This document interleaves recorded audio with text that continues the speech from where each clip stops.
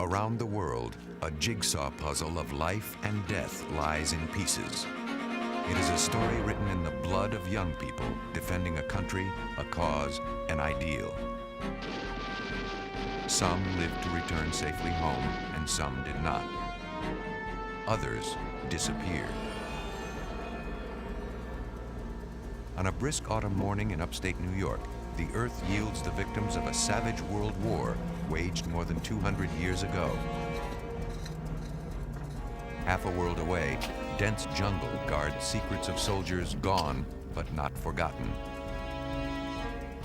Today, a new breed of forensic detectives pieces together their terrible final hours in ways never before possible. How these people lived and died is written in their bones. After long years of lying silent, they begin to tell these soldiers' stories.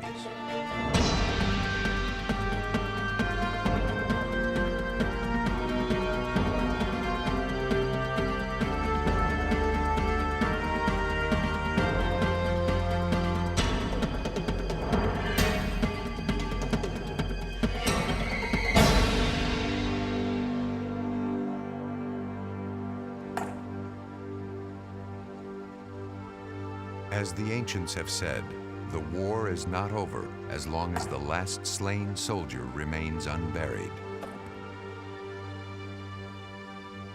Although the unknown soldiers that lie here are in fact buried, no families were ever notified, no loved ones ever appeared by the grave. Who these people were, the pain and fear they suffered, how they died, all these mysteries are sealed forever beneath impenetrable marble slabs.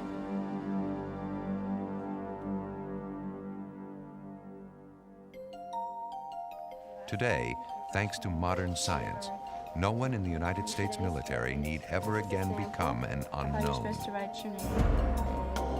During Operation Desert Storm in 1990, for the first time in history, the identity of two servicemen was established by extracting DNA from their shattered remains and matching it against the DNA of living relatives, a costly and difficult process. Now, to more easily trace the names of war casualties, blood is taken at recruitment to predetermine each person's DNA pattern, as unique as their fingerprints. DNA, deoxyribonucleic acid, is the blueprint of life. The chemical essence of genes, it exists in all cells of the body and carries the information for eye color, race, height, and other traits. Today, the technology to decipher DNA is so precise that recruits go off to war with a kind of genetic dog tag on file with the government. Hundreds of samples a year arrive at the Armed Forces Institute of Pathology outside Washington, D.C. Morning, sir. How are you? The laboratory, which is the largest of its type in the world, processes and stores the genetic material. A computer checks name and social security number and prints labels for each packet. Maintained under tight security, the data may not be released except by court order. More than 1 million samples are already placed in deep freeze, each representing a unique human being. Deputy Program Manager is James Canick. For those who have ever visited Arlington or any military cemetery, probably one of the most moving things is to see a grave that doesn't have a name on it. And of course the inscription reads, "Here lies in honored glory an American service member known but to God." And we hope that in our little operation that we have here, that we will preclude that from ever happening again.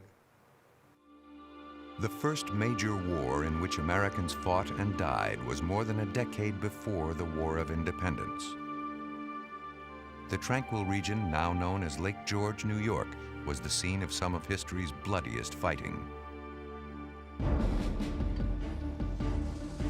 In 1754, France and England clashed in a mighty struggle for control of North America.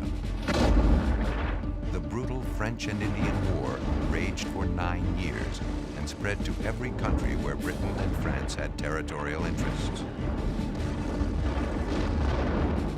It has been called the first true World War. By 1763, with the French thoroughly defeated, the English ruled most of North America, including the 13 colonies. A strategic British outpost during the war was Fort William Henry. In the 1950s, the site was developed as a tourist attraction. Excavations of the old fort guided architects during reconstruction. While digging, scientists stumbled on an undisturbed burial ground. Today, a team of anthropologists and volunteers begin to piece together the story of how these soldiers lived and died. What they unearth is one of the most gruesome stories in the annals of war. Forensic anthropologist Mariah Liston first began working with the Fort William Henry burials in 1993. Her colleague, Brenda Baker, has worked with her since the beginning of the project. Liston and Baker know from patterns in the earth that they are guaranteed to find burials here. This is the outline of one of the rectangular grave shafts. It extends from that corner to the head would be right here. We can tell it's a grave shaft because the disturbed soil from digging this hole has been thrown back in, and we get this mottled coloration that contrasts very strongly with the undisturbed sand in this area. Over the course of 10 days, mounting excitement is tempered by the patience and precision for which every anthropologist is trained. As they carefully remove the earth within the grave shafts, the top of a skull finally emerges.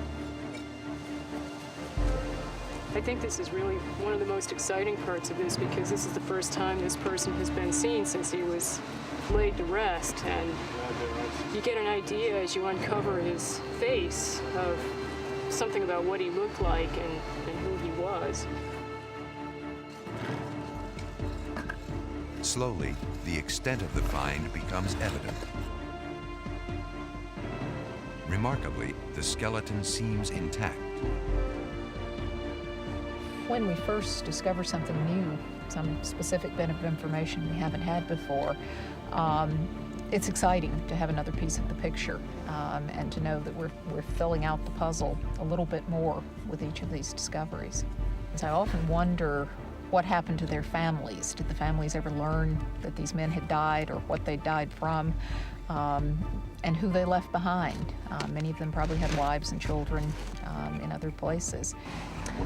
They're all pretty young. They're as young as about 14 or 15 up to early 20s, most of them. A few that are a little bit older, but they're late teens and early 20s.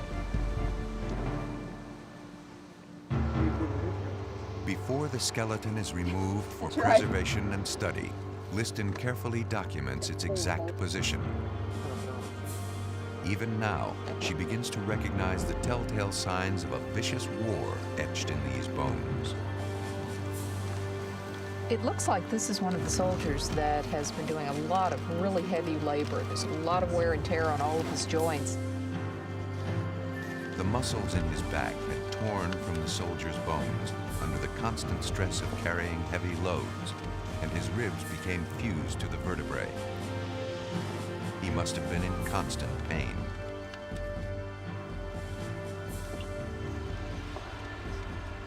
If left exposed to the elements, the bones would deteriorate over time. Working well into the night, the team removes and labels each bone fragment to take to the lab. I'm suspicious about this break in the back of the skull. It looks like something that may have happened while the bone was still fresh. It could easily be what killed him. Take the hand of the left. His face is going to come away. As the fragile skull is pulled from the earth, the bones crumble. The skull apparently was crushed by the weight of the soil. What a shame. It's this bad fracture here on the bottom, too, that comes across and gets Yeah, That as well. I may be able to see something a little bit more clearly when we get that all cleaned up. Two small buttons are found with the skeleton. They appear to be military, but the team can't be sure until they have been removed. One was found in the pelvic cavity of the skeleton, and the other seems to be attached to an unidentified material. And it looks like it's attached to either leather or it may very well be part of his skin. Copper often preserves organic tissue very well. American militia fought alongside the British at Fort William Henry. Items like buttons and fabric may provide clues to rank and nationality.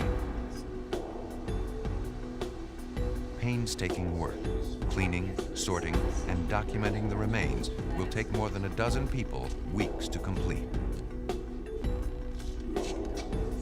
So this is probably where this other button, these two were down, they dropped down into the pelvic cavity, and this one was right up on top of the hip socket. Some artifacts found with the bodies can be identified. Others remain a mystery.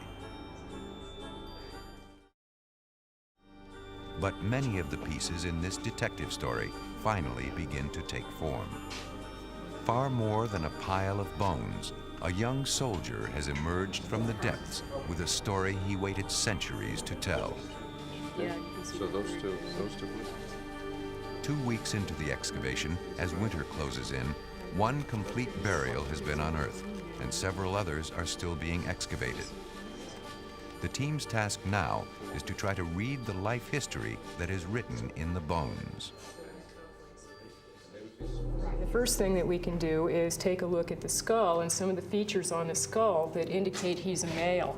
If you look at the area over his eye orbits, you see that it's fairly well developed, and there are brow ridges essentially there, and that's a feature that you find in men. Women's foreheads tend to be a little bit higher. This one slopes back a bit, so that's an indication that this is a man.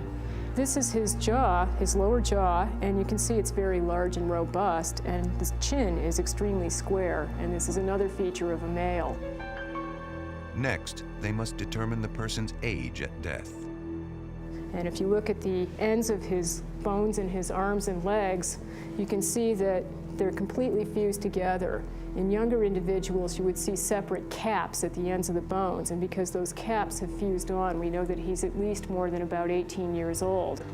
We can see that his molars are all completely erupted here, including his wisdom tooth, and that usually erupts when you're about 18 to 21 years old. So again, another indicator that he's an adult male. Many other questions remain. What was life at Fort William Henry like for this man? What was the condition of his health? Most of the younger individuals had very severe arthritis. The only place where he has any significant arthritis is here in his right elbow. And this is the forearm. This is the bone where it hooks over your upper arm and allows you to move it back and forth like that. And if you compare the right elbow to the left elbow, you can see how much rougher this surface is here on the right. So this means he had a lot more action in his right arm, and because of the arthritis showing up just in his right elbow, it suggests that he's a right-handed man. We have another clue that he was right-handed because he's got wear on some of his teeth on his lower jaw, and you can see it's beveled right on these cusp surfaces here. So he's probably clenching a pipe over on the left side of his jaw. And that's what would have caused that kind of strange wear pattern on his lower teeth. And because he was clenching that on the left side of his jaw, he was probably right-handed. You would put the pipe in the left side of your mouth and use your left hand to take the pipe in and out.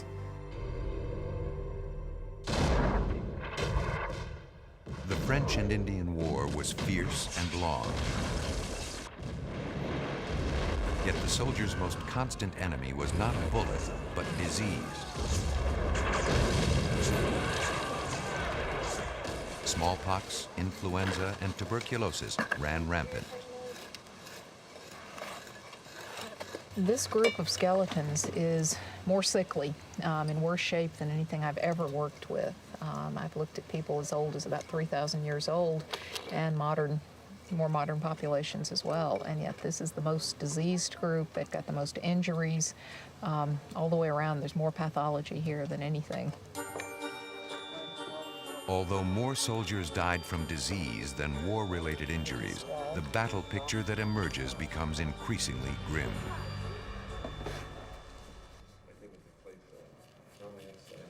This soldier is an example of one that was shot.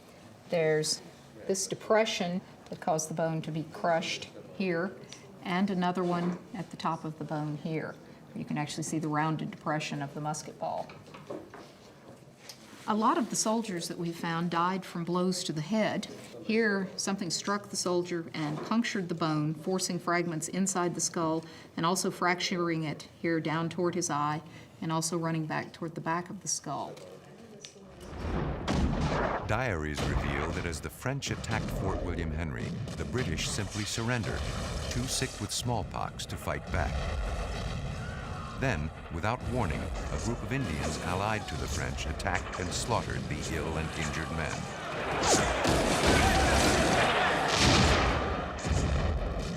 The event was central to the novel The Last of the Mohicans, long thought to be an exaggerated account. If anything, it turns out it was an understatement.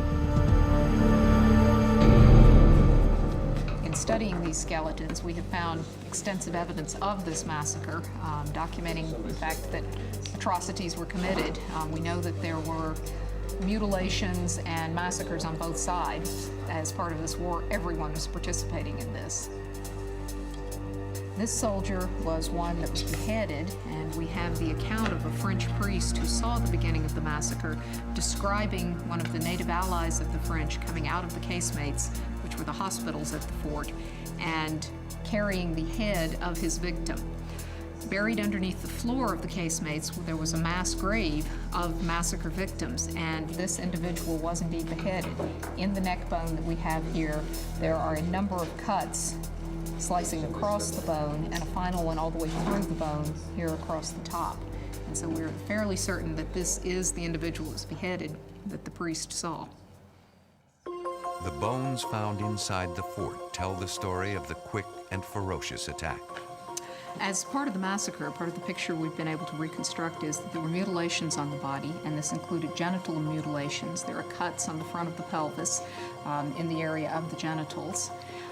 In addition, we think some of the individuals were disemboweled, and there are cuts going all the way through the region of the stomach and abdomen into the backbone behind the abdomen. And we have here a number of cut marks and damage to the bone from that incident. Today, forensic science reveals much about the hardships with which these young men lived, the horrors they suffered, and the savage ways in which many died. It can create a picture of a soldier who was over 18 and right-handed, a man who smoked a pipe, which he probably held in his left hand, a strong man who spent his days doing a lot of heavy lifting, his arms and legs free of arthritis, but his back in constant pain. His bones and those of his fallen comrades tell us much about what these soldiers' lives were like. But we can never know their names. Forever anonymous, they belong to the ages. In 1861, passions deeply felt over slavery brought the young American nation into a convulsive civil war. North against South, brother against brother, they fought for 4 bitter years. When the terrible trial by fire and sword came to an end, more than 600,000 boys and young men had died. The National Museum of Health and Medicine in Washington, D.C. was established in 1862 for record-keeping and follow-up care of the wounded. Here, Paul Sledzik has studied more than 2,000 bones of Civil War casualties.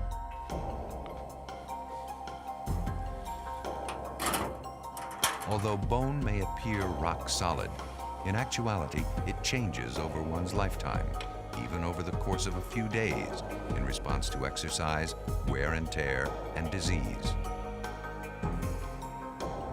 Bone is like any other organ system in the body. It's constantly replenishing its cells and changing the cells within it.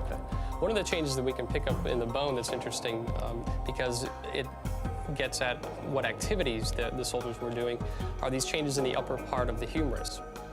This is the humerus, or the upper arm bone, from a Civil War soldier, and this defect here, this etched area in the bone, is indicative of heavy muscle activity of the upper arm, probably lifting the 15 to 20 pound rifles and firing them, digging with picks and axes. The bones also tell of the savagery of battle. Although the wire was added later, this piece of shot was lodged in this man's leg for perhaps 2 months before he died.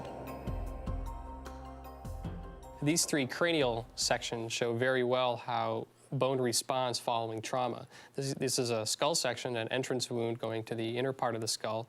If we look around the fracture margin, there's no bony growth, and we know this man died as a result of this injury.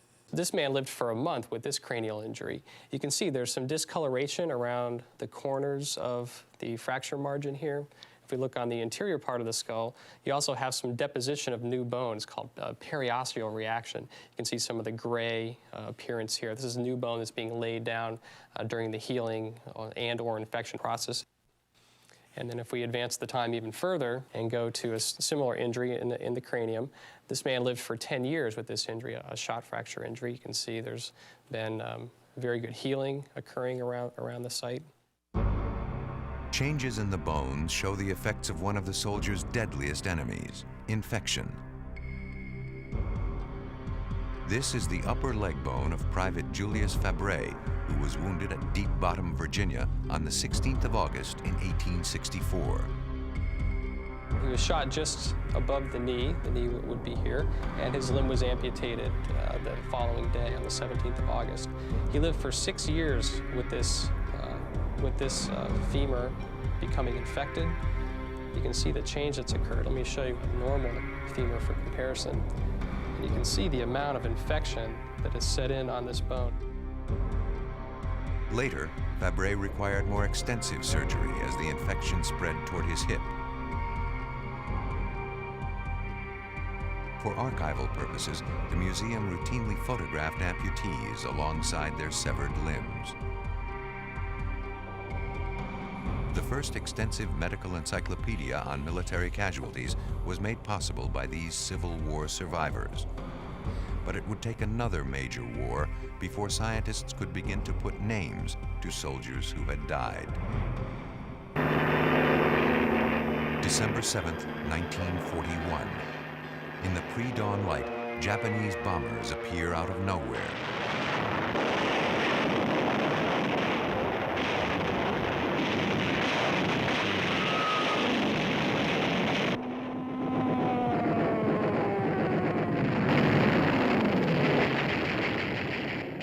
Sirens shriek, bombs explode. Pearl Harbor is destroyed. America is at war.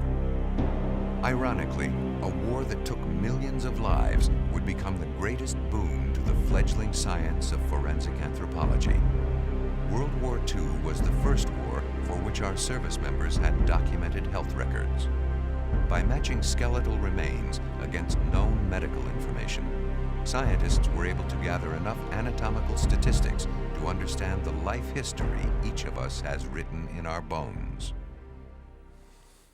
During World War II and Korea, we had the first opportunity as a scientist to really look at some good documented modern samples and develop some new techniques for determining stature and age on these men that were killed during the war. Since we knew who they were positively identified, we could measure the length of a femur or a long bone and plug that into the stature regression formula or make new stature regression formula from that. Now, with a simple wooden board and a set of mathematical equations, anthropologists could begin to piece together profiles of the dead. This bone is 323 millimeters long, and if we plug that into our stature formula, our regression formula for stature, we know this is a white male. We come up with an estimate of about 67.5 inches, plus or minus an inch on either side. That would be the stature estimate for this individual. But there are nearly 90,000 Americans from World War II, Korea, and Vietnam whose whereabouts are still unknown. Some of their remains have been recovered but not yet named. Other soldiers exist only as charred and shattered fragments hidden in remote jungles. But these men and women are far from forgotten. The search for their identity is one of the great detective stories in forensic science. More than 2.5 million Americans served in the Vietnam War, the longest war in American history. 58,000 died at an average age of 19. Boys barely out of high school. The ferocious guerrilla combat mangled and mutilated bodies, often beyond recognition. The remains of over 2,100 of these young men never made it back to the United States. Many of the men were buried upon impact at crash sites in the jungles, or their bones lay undiscovered in the foliage, decomposing from the intense, moist, tropical heat. After nearly 20 years in the military, 38-year-old Air Force Major Edward M. Hudgens was preparing to retire when he was sent to Southeast Asia in 1969. At home in Big Spring, Texas, he left behind his wife Mary and their 4 children, Stacy, Wendy, Jeff, and Doug. On March 21st, 1970, 7 months into his tour, Major Hudgens was leading a search and rescue mission flying over Laos when his A-1 aircraft was hit by intense enemy fire. Other pilots saw his plane go into an inverted spin and crash, but they saw no parachute and heard no emergency beeper signals. There was never any uncertainty as to my husband's death. The uncertainty was not knowing when they were going to bring him back. All we could do was wait and wait for the government to get permission to go in. They were supposed to go into the site one time about 2 years ago, and we were all excited about it, and then there was a change in plans and they could not go in, and I was absolutely devastated. It just tore me apart, and I didn't realize how much I had counted on that. Mary Hudgens has never remarried. Using her VA benefits, she went back to school, got a job, and raised her 4 children alone. When other kids my age have lost a parent, they have a cemetery and a grave site they can go to, and they can commune with their parent, their lost one. We didn't have that. Hope for the Hudgens family lies thousands of miles away, where scientists they had never met worked to find Ed Hudgens and bring him home.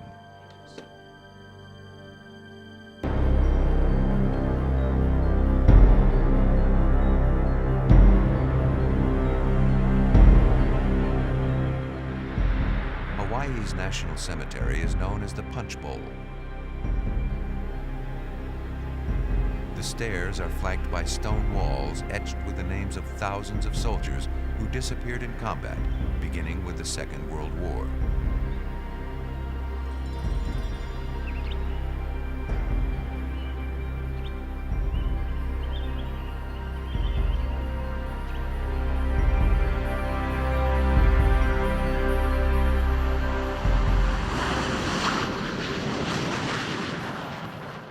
Nearby at Hickam Air Force Base, the U.S. Army's Central Identification Laboratory, Hawaii, SEAL-HI for short, is one of the world's leading institutions in forensic science.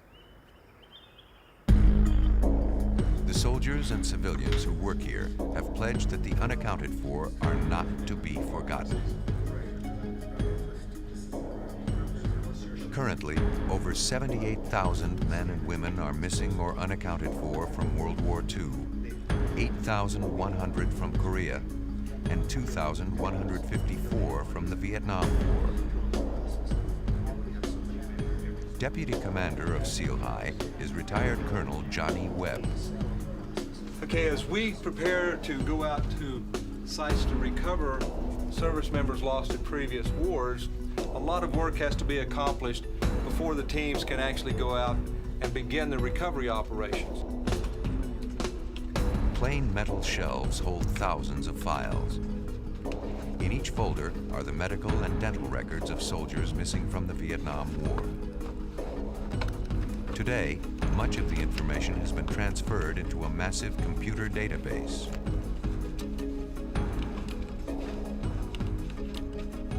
The real research is done in this room to prepare our teams to go out and do the excavations, as well as to provide the information to the scientific staff to make the individual identifications. Before Seal High sends an excavation team into the field, they study the reports from the casualty data section for each missing soldier. They then research any information gathered from outside sources. Eyewitness reports from local villagers who may have found a plane crash or people conducting oil or timber exploration can prove invaluable in pinpointing the exact location where a soldier was last seen.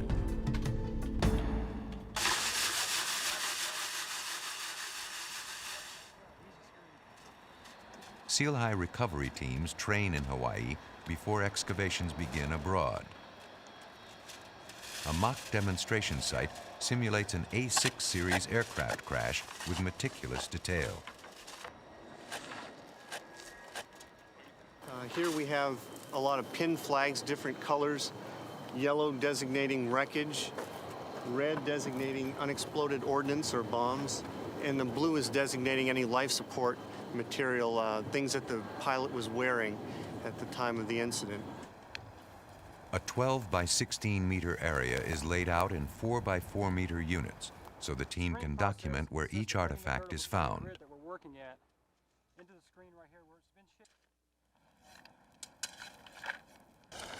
Dirt is carefully removed and brought to a sifting station, where it is sorted by hand through a fine mesh screen.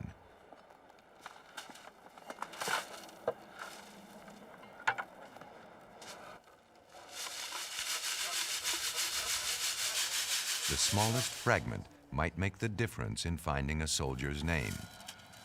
The team is looking for anything that can be identified, either from the aircraft or personnel.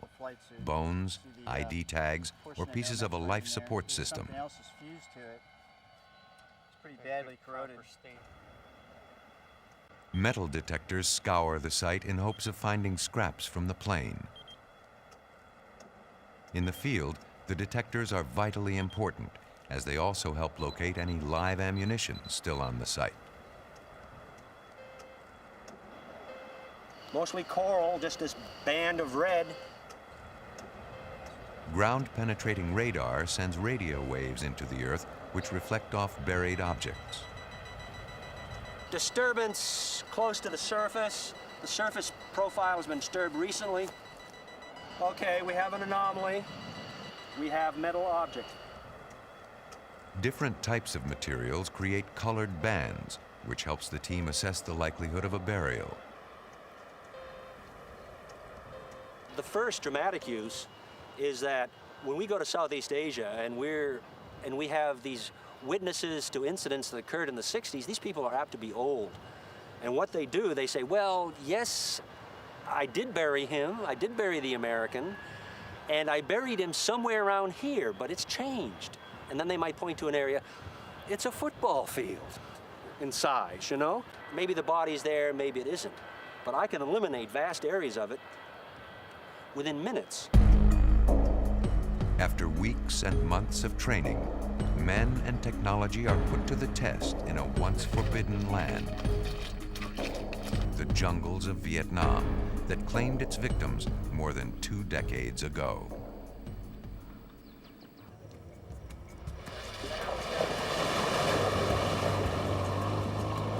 The Army's Central Identification Laboratory sends teams all over the world to find the remains of service members who are missing or unaccounted for. Working in some of the world's most remote locations, the teams work tirelessly to ensure that they recover every piece of evidence. But 2 decades after the Vietnam War, crash sites are far from intact. Villagers have scavenged whatever they could find a use for. This piece of wreckage from a downed American airplane is being used as a blade for a plow. And now that plow may be hundreds of miles from where the plane actually went down. Seal High teams work closely with local villagers who might remember the crash or may have discovered some wreckage.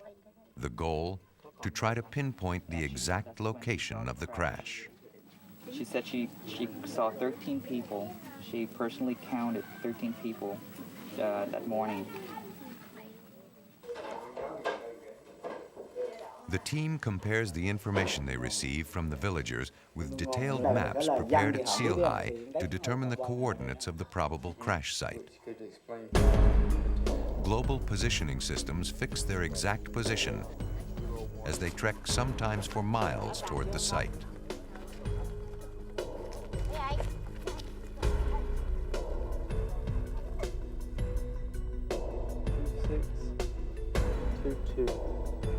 Right dead on it, right in the middle of it. Once the excavation is set up, work begins to find and clear the area of any ammunition. The work requires patience and precision and can be extremely dangerous. Beauty. Okay, move on back. All right, I got it. Live 40mm shells litter this C-130 crash site. Once they are located, they have to be carefully removed and carried to a safe distance where they will be disposed of later.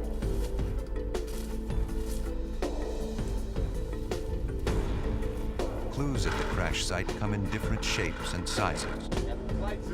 When a plane crashes, artifacts and remains bear the unmistakable scars of the 600-mile-per-hour impact. Large guns are buried by the force of the crash.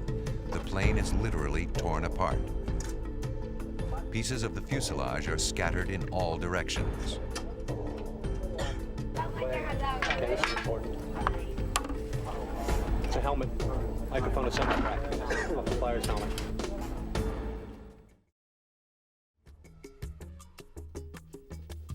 Deep in the jungle, another Seal High scouting team uncovers a button from a flight suit.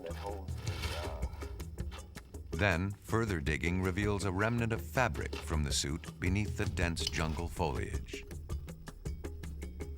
In a high-tech war, soldiers are mangled by their machines.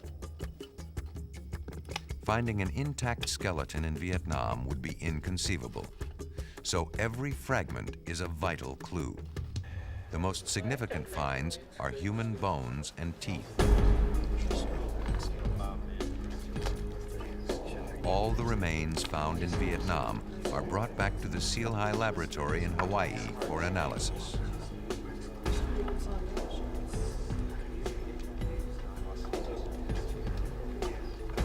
Sometimes, all the forensic scientists have to work with are mere fragments.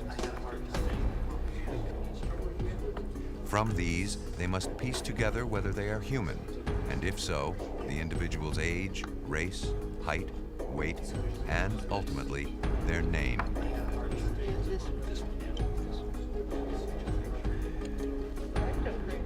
To date, Seal High has positively identified 570 unaccounted for service members from World War II, Korea, and Vietnam, and returned the remains to their families. Often, bones arrive with no clear idea of where they came from. Identifying those remains is Seal High's most difficult task. Many times, several portions of a skeleton arrive at Seal High, each reported to be the remains of the same missing serviceman. Seal High anthropologists must try to identify each fragment of bone and determine who it belonged to. When bones cannot be identified by the standard methods, Seal High turns to DNA testing to analyze the remains. But the test won't work on small bone samples. I will tell you that this is the only bone fragment on the table that is large enough and in a good enough state of preservation, we think, to yield DNA. Before the bone can be tested, a sample must be cut and measured. Mitochondrial DNA will be extracted from the bone sample and compared to that of a living maternal relative. Okay. What do you think, 5 grams? 5 grams. We're going to send this sample to AFTL, and in about 4 weeks, they should issue a report to us on whether or not they were able to sequence mitochondrial DNA out of this sample.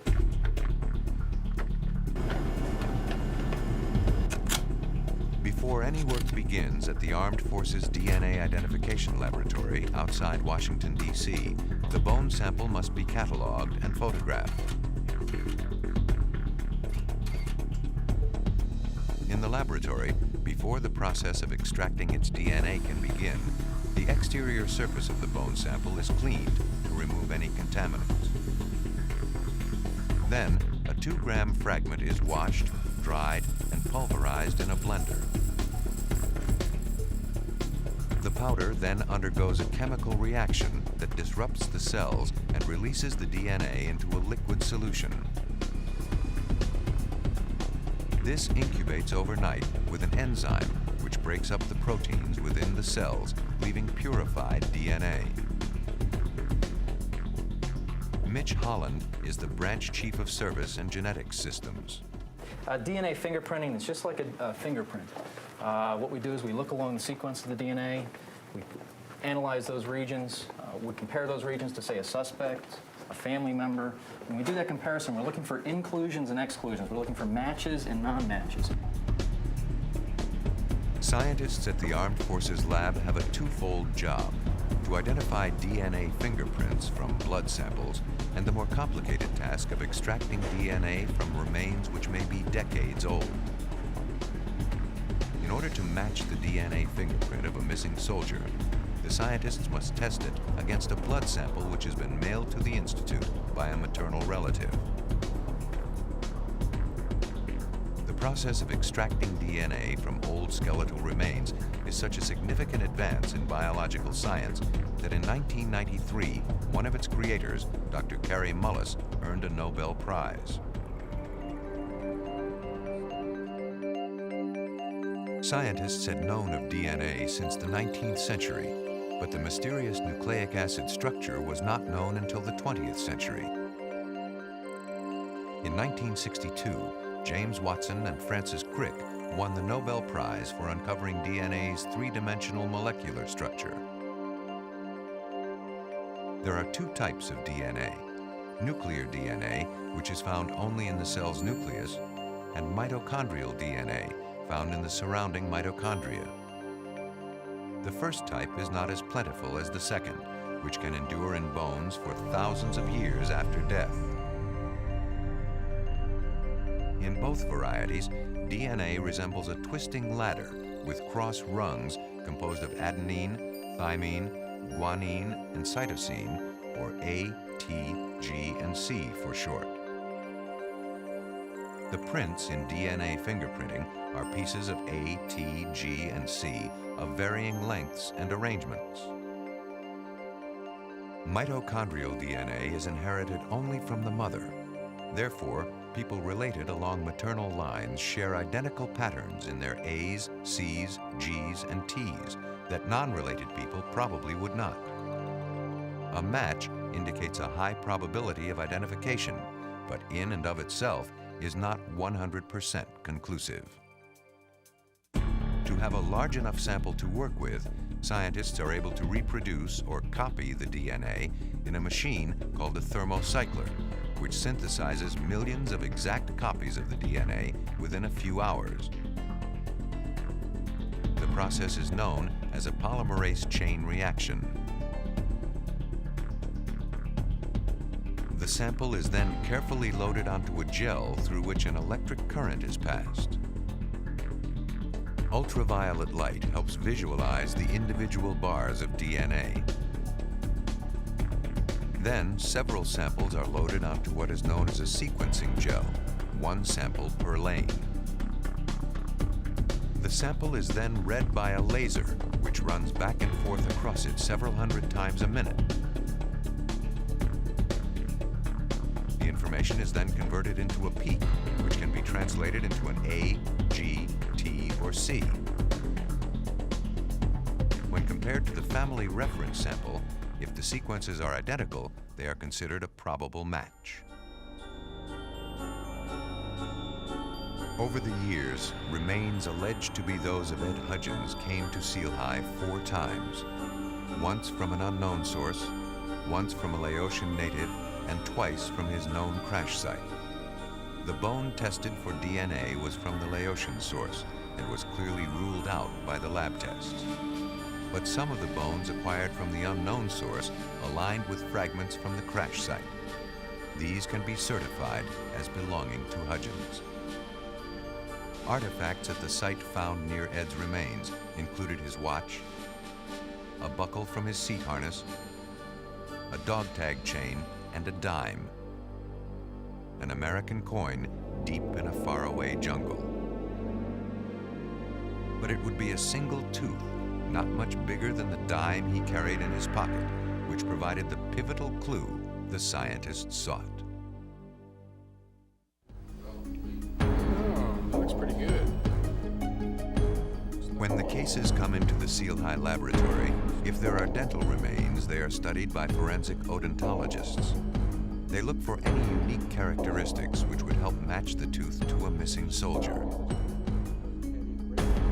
In this tooth, we see a root canal. In other words, the tooth had the insides removed and was filled with paste. And that matches very closely with what we see in the postmortem x-rays. Other fillings that are easy to match are these single fillings on the lower teeth, here and here, as well as this series of fillings on the upper teeth. And so this is a good example of when we have enough evidence to work with, both ante-mortem and post-mortem, about how closely we can match the dental records. Teeth are x-rayed and the information is directly input into a huge database of dental records. This represents the post-mortem image that we just took on the tooth. All the dental records of people missing from Southeast Asia and Korea are kept on file. The forensic odontologist enters the specific details of the tooth that has been found into the computer and begins to make a match by checking the tooth against the information in the records. This patient had fillings on a couple of teeth in the top right side. The computer checks the characteristics of this single tooth against the thousands of records in its memory. Each time it eliminates a record, it moves closer to finding a match. The forensic odontologist enters more information and the computer eliminates all but 4 records. This tooth could belong to one of 4 missing men. One more piece of information remains. This molar had a small filling in the bottom right quadrant. This information eliminates all the records but one. The team has made a match. Can you take this down to casualty data and tell them that we have a pretty good hit on Katme, and I'd like to take a look at the record? Yes, sir. Thanks. Only a few hundred bone fragments, most less than ½ an inch in size, and one tooth can be said with certainty to belong to Ed Hudgens. For the family, it is enough. Whether transporting tiny, unidentified bone fragments from an excavation site to a lab in Hawaii, or finally sending a soldier with a name home to his loved ones, Seal High treats all remains with utmost respect.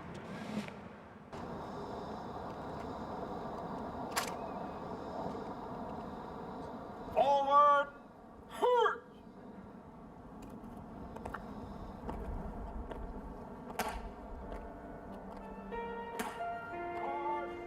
At Arlington National Cemetery, the ritual is repeated every hour, 365 days of the year. Fallen heroes forever honored, yet forever unnamed and unknown. But one hero, once among the missing, has finally been found. He comes to eternal rest with a name, full military honors, and a Purple Heart.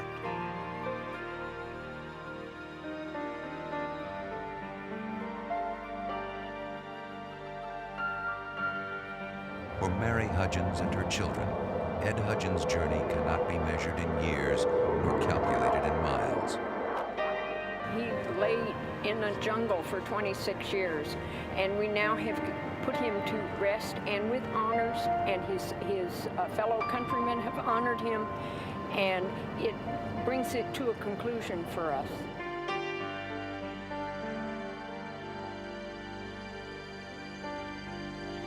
"26 years to the day after Ed Hudgens' plane crashed in the jungles of Southeast Asia, his children lay a wreath at the tomb of the unknowns.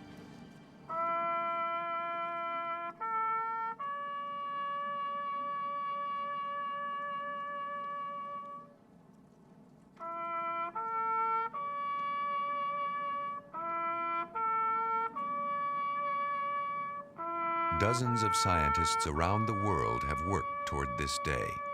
Piece by piece, clue by clue, they have unraveled a mystery that tormented a family for more than a quarter century. The final chapter in this soldier's story has been written. A family is reunited. An incomplete circle is, at long last, closed.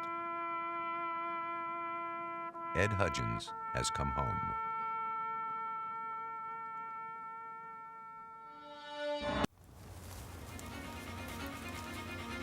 In Fairfax County, Virginia, police find a decomposed body, but have no report of a crime.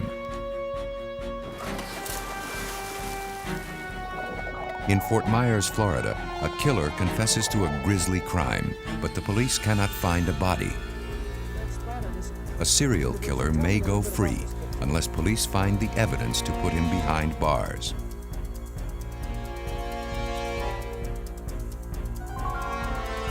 In each case, forensic scientists must find proof of the crime in the bones of the murder victim. Using scientific studies of human decay to find out when the victim died so the killer may be traced. Hoping to prove there is no perfect crime. That dead men do talk.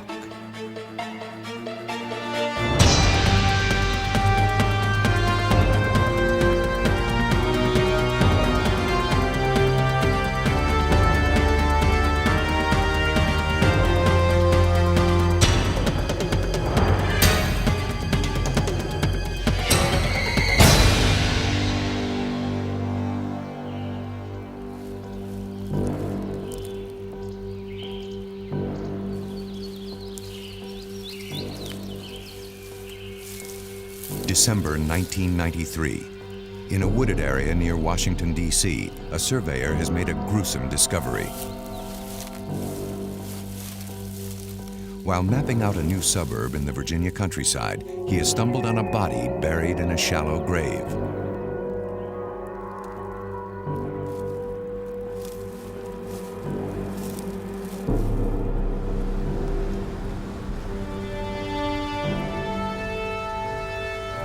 Officers from the Fairfax County Police Department arrive at the secluded area where the body had been found.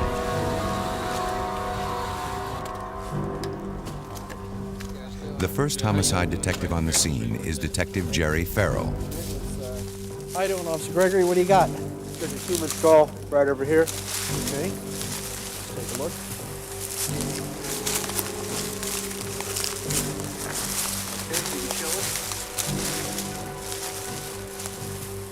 The police assume it's a homicide. But there are no immediate clues to help identify the victim. And Lieutenant Wilson, he's there. You want to take a look?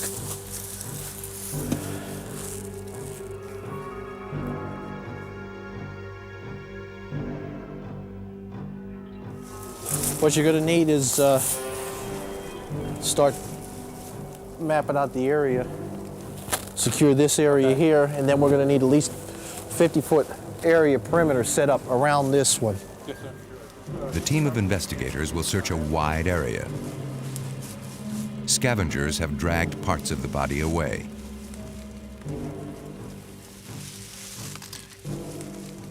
The police meticulously document the position of the body with photographs, sketches, and notes.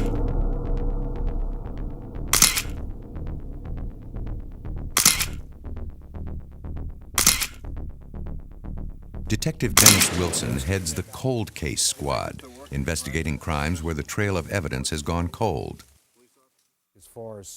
In such cases, every clue, every piece of evidence, no matter how small, may be the key to solving the crime. Involved in the murders of a couple of prostitutes in an adjoining county who've been... How many core samples do you From think we're bits going of to need? clothing and hair, detectives Wilson and Farrell are fairly sure the victim is a woman. Since decomposition often leaves fatty residues, the officers take soil samples near the body. Chemical analysis could help determine when the victim was buried. Well, you only have one chance at a crime scene, and you have to do it right the first time. So you slow things down at that point. There's no hurry. The body's obviously been there for some time. We're going to try to gather all the evidence we can and make sure we don't miss anything. There just may be one small little clue here that's going to lead to either her identity or the identity of the perpetrator. Because the body is so badly decomposed, the detectives make a call to nearby Washington, D.C. Dr. Douglas Owsley of the Smithsonian Institution is an anthropologist whose specialty is identifying human remains, from soldiers who died in the Civil War to the modern-day victims of homicide. He has testified in many criminal trials as a forensic scientist. Forensic meaning science used as proof in a court of law. Receiving the call from the Fairfax County Police, he agrees to visit the site where the skeleton has been found. In the usual case, murder victims are assigned to medical examiners who dissect the body to find the cause of death. But medical examiners are accustomed to dealing with fresh bodies.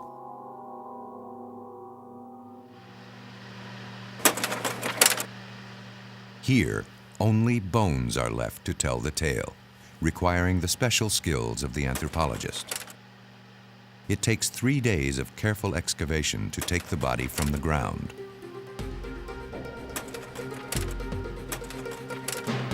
Back in his laboratory, Owsley hunts for signs of the victim's age, sex, and the manner of death.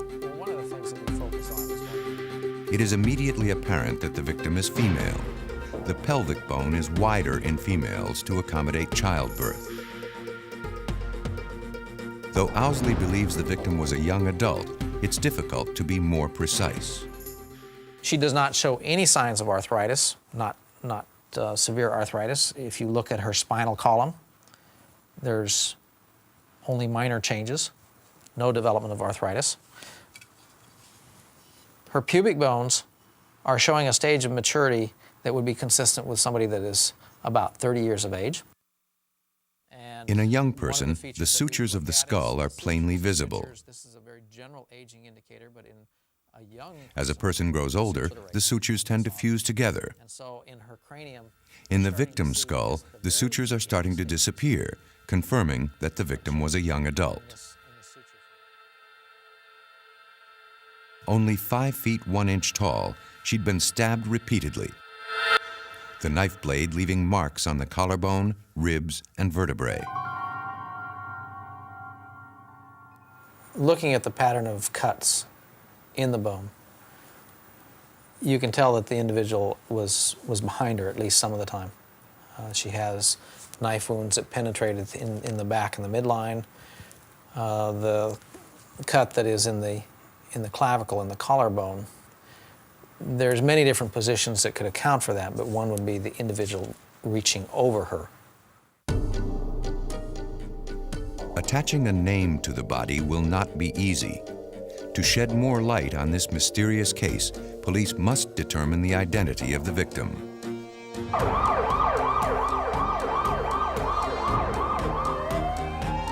In Fort Myers, Florida, police will have the opposite problem. A crime without a body. 911, what is your emergency? Yeah. Okay, 1 moment, sir. Betty, I have a man on the phone advised he just murdered someone. In a police communications center in Fort Myers, Florida, a 911 call will lead to the discovery of a grisly crime dating to 1989. 911, what is your emergency? I'd like to report a homicide on Piney Road. A murder, where did it happen? I'm only calling in because I should confess to what I did. And you did it? Yeah. The caller reports a murder he has recently committed. Why did you do that? I don't know.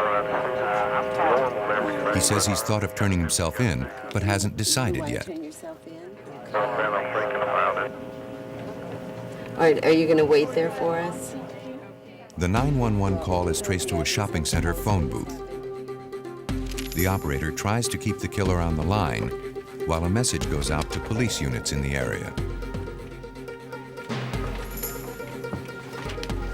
Lake County 211 1065, a possible signal 5 at Coral Gate Shopping Center. Orange Grove and Pondella. Orange Grove and Pondella. Officer Paul Rose monitors the call and finds no one at the shopping center phone booth where the call originated. But less than a mile from the shopping center, he has spotted a possible suspect.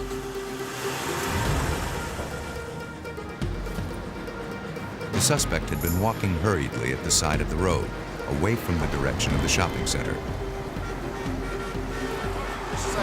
The suspect, whose name is Paul Kline, quickly admits he made the 911 call confessing murder. He is advised of his rights and taken into custody.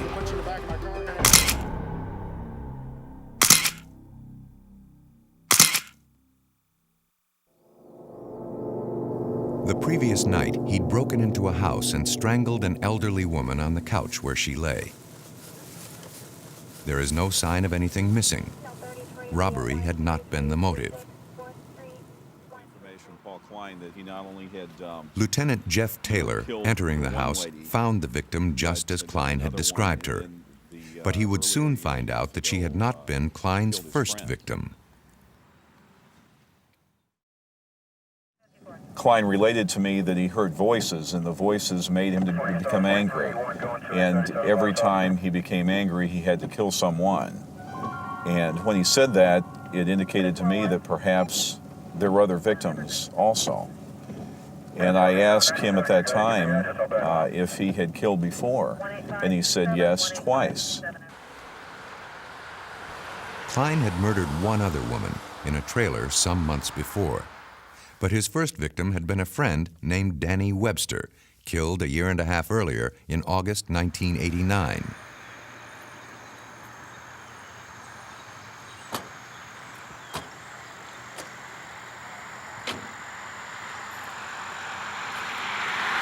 Luring Webster into a field to look for aluminum cans, Kline had beaten him to death with a lead pipe. A crime scene search unit scours the area where the killing allegedly occurred. There you go, I got something over here. Oh, yeah? What is it? Does it look like it's been there a while, or? We had information that we believed at the time that the crime was committed, the original act of the homicide was committed in this field. So what we did a grid search of this whole field, and upon doing that, we located a shoe. It's early to tell right now if it actually belongs to the victim, but we believe there's a good possibility that it does. Therefore, once we found the shoe, we have to treat it as evidence.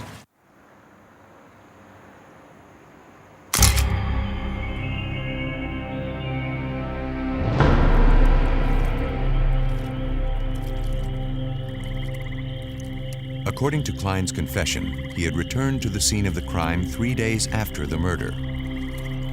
Arriving at night to avoid detection, he swam with the body to a marshy swamp island, where he dismembered the corpse with an axe and a paring knife.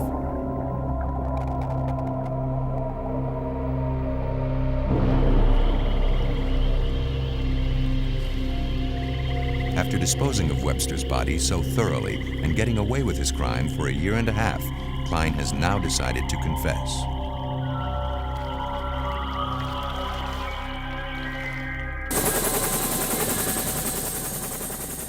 The crime scene search officers find a small piece of bone, photographed exactly where it is found.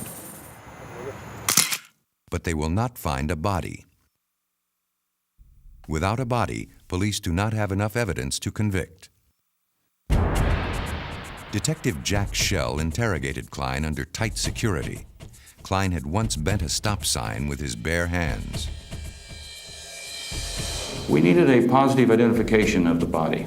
Although we had somebody telling us who they killed and that they killed them, we still have to prove who was killed, how they were killed, and when they were killed, to as best we can. It's the corpus delicti, the body of the crime. We have to be able to establish that, yes, this person died, and that this person did it. I guess I must have actually hit him about, I don't know, maybe more than 200 times. I'm not sure. I just kept whacking at everything. I hit him in the legs, the arms, everywhere I could get. Face. Just his head region was more where I actually hit more than anything. But that was after he was already dead too. You know, I just kept hitting. Kline's confession by itself is not enough to prove the case beyond a reasonable doubt. The police must find the body. Kline pointed out the marshy island where he says he left the dismembered corpse. But even if police can find it, it will be hard to identify after a year and a half in the swamp.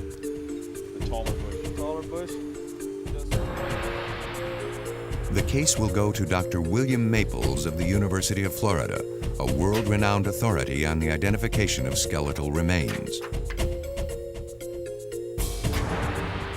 In 1991, he led the team that exhumed the bones of President Zachary Taylor, who died mysteriously in 1850. Some historians say Taylor was poisoned, making him, not Abraham Lincoln, the first American president to be assassinated. After testing the dead president's hair and fingernails for poison, Dr. Maples laid the body and the assassin theories to rest. In the case of Paul Kline, it is immediately clear to Maples he is dealing with a possible psychopath totally unaffected by death. Well, bodies in Florida tend to bloat very rapidly. Florida is known for its sunshine and good weather, especially in the area of Fort Myers where this took place. So the first thing that our killer attempted to use was a paring knife. It is very flexible, it is light, it may be sharp, it may be serrated, and may be very, very effective sometimes in cutting up bones. The so-called Ginsu steak knife is amazingly flexible and yet will go right through bone if it's properly used. So our killer sticks the knife into this bloated body and outpours all over him yellow and green discharge, foul-smelling fluid. This is enough to really disturb anyone, even if they weren't disturbed to start with. But the killer's use of a paring knife may be the key to identifying the victim's remains and corroborating Kline's confession. If we take a paring knife and rub along a stick or a bone, or whatever the case might be, you notice that the blade jumps and chatters. This chatter produces an interrupted type of cutting on the bone surface. And we look for this evidence of chattering, and that tells us how flexible or inflexible the blade is. On the other hand, if we take a good heavy-bladed sharp knife and cut on the bone, it doesn't chatter, it simply shaves the bone. And this is evidence of a heavier, less flexible blade.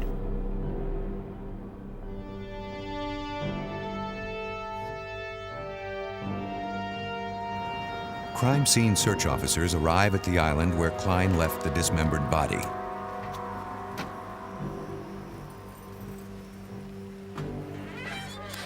If they can find bones that were sliced with a paring knife, they'll have strong proof that Kline's confession is real. We're gonna earn this one. We're gonna earn this one. Kline was to have accompanied the officers himself, but in the boat going over to the island, he'd been much too excited at the prospect of seeing his victims' remains. For their own safety, the officers decided to search without Kline's assistance. It's a serious mission, for unlike his other crimes, the murder of Danny Webster was vicious enough to send Kline to Floretta's electric chair, or else prove beyond all doubt he's a dangerous psychopath to be put away indefinitely. He seemed like a normal person. You didn't notice any psychological problems or anything, but the more it went on and the more I realized he was telling me the truth and that these gory facts he was telling me really did happen, then I'm beginning to think, you know, we got a real weirdo here that can do this and talk about it so calmly and so intelligently. Kline had a nickname he didn't like. Because his arms extended out from his body as he walked, kids made fun of him, calling him Popeye.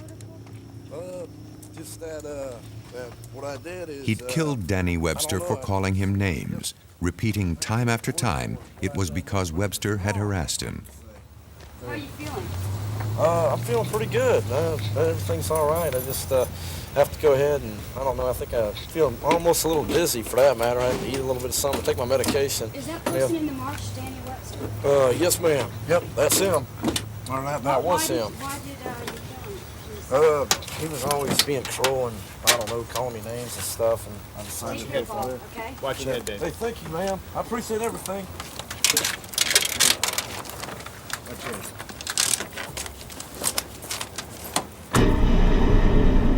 The island where Kline left the body is partially submerged and subject to changing tides.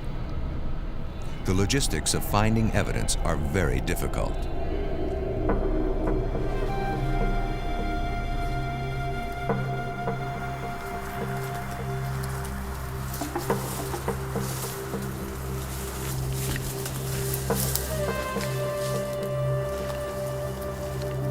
Finally, more bones are found.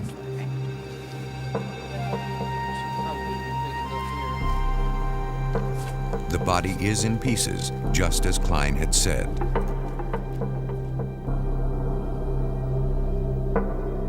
I asked him, how did you take this body apart? I believe his response was just like I always do. I took off the left leg, the left arm, the head, the right arm, the right leg, in a circular motion like that. And he'd used a hatchet, axe. He told me where the axe was, which was in another state. Him and his father had went to their home in another state and left it there before he came back. Pieces of bone found on the marshy island are sent to the FBI for examination. The FBI confirms that the bones show evidence of hatchet trauma. An axe or hatchet had been used to cut the body apart. But according to his harrowing confession, Kline had reserved special treatment for the victim's head. Yep, got his head off with a paring knife, and the head, there was more or less like in pieces, and I tossed it right on an embankment about 25, 30 feet from the mangroves, and I stuck it there for like, I had it there for like, for the longest time, I guess something like 3.5 months. He told me that he took the head and kept it to come back and visit it. He would visit it every night and talk to it. And after about 2 weeks, it got to the point where it was deteriorated to the extent that he didn't want it anymore, so he discarded it. Kline had carried the head around with him in a paper sack, often engaging it in conversation. Spotting a police car on one occasion, he panicked and threw the head into a waterway, but he could not remember where. A police dive team searches the area where Kline may have discarded Danny Webster's skull.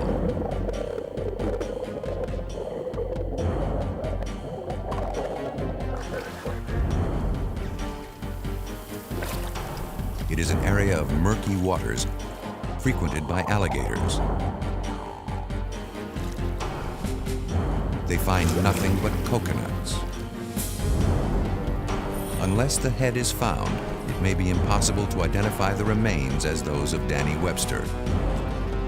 Here, as in suburban Virginia, the police must team up with science to bring a killer to justice.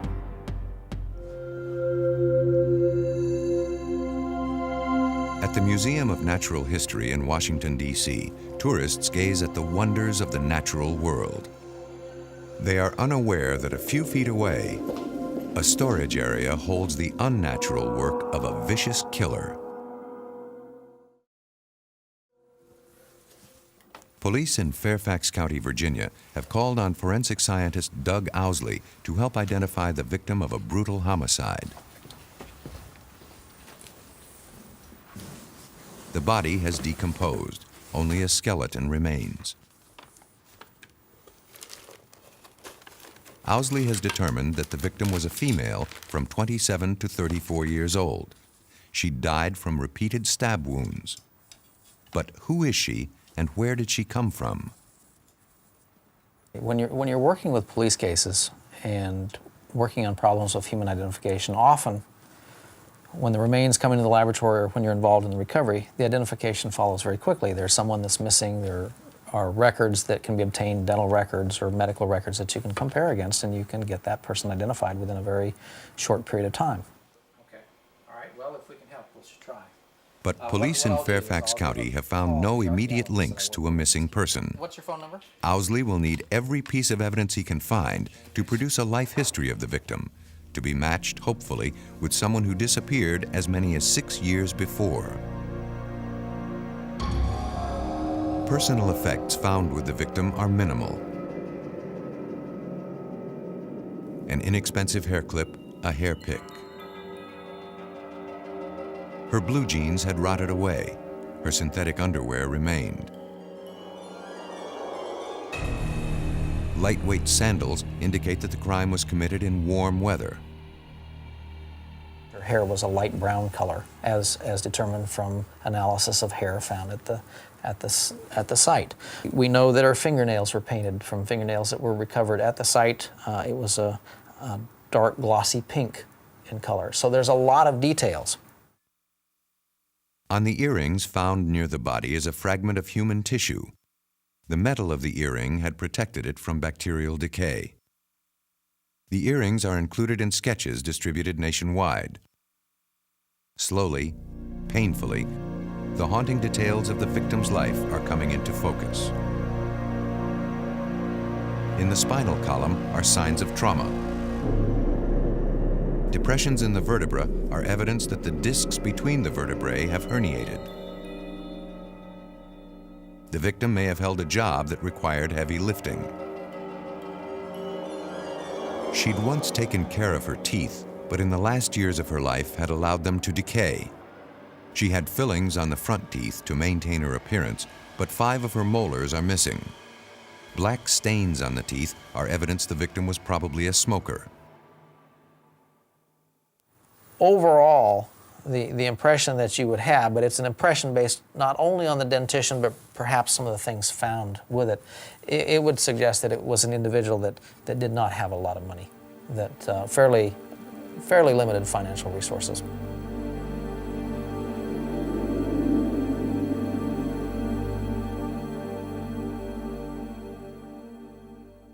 The information gleaned by Owsley is passed on to the Fairfax County Police Department, where Detective Bruce Guth heads the homicide branch. In our jurisdiction, many of the murders are committed by people who know the victim. In the normal case, once the victim is known, the police will talk to neighbors and relatives about the victim's lifestyle, who her friends were, and her enemies. A chain of evidence often will lead to the guilty party. In this case, we don't know the identity, so it makes it difficult to really go much further till we know who it is.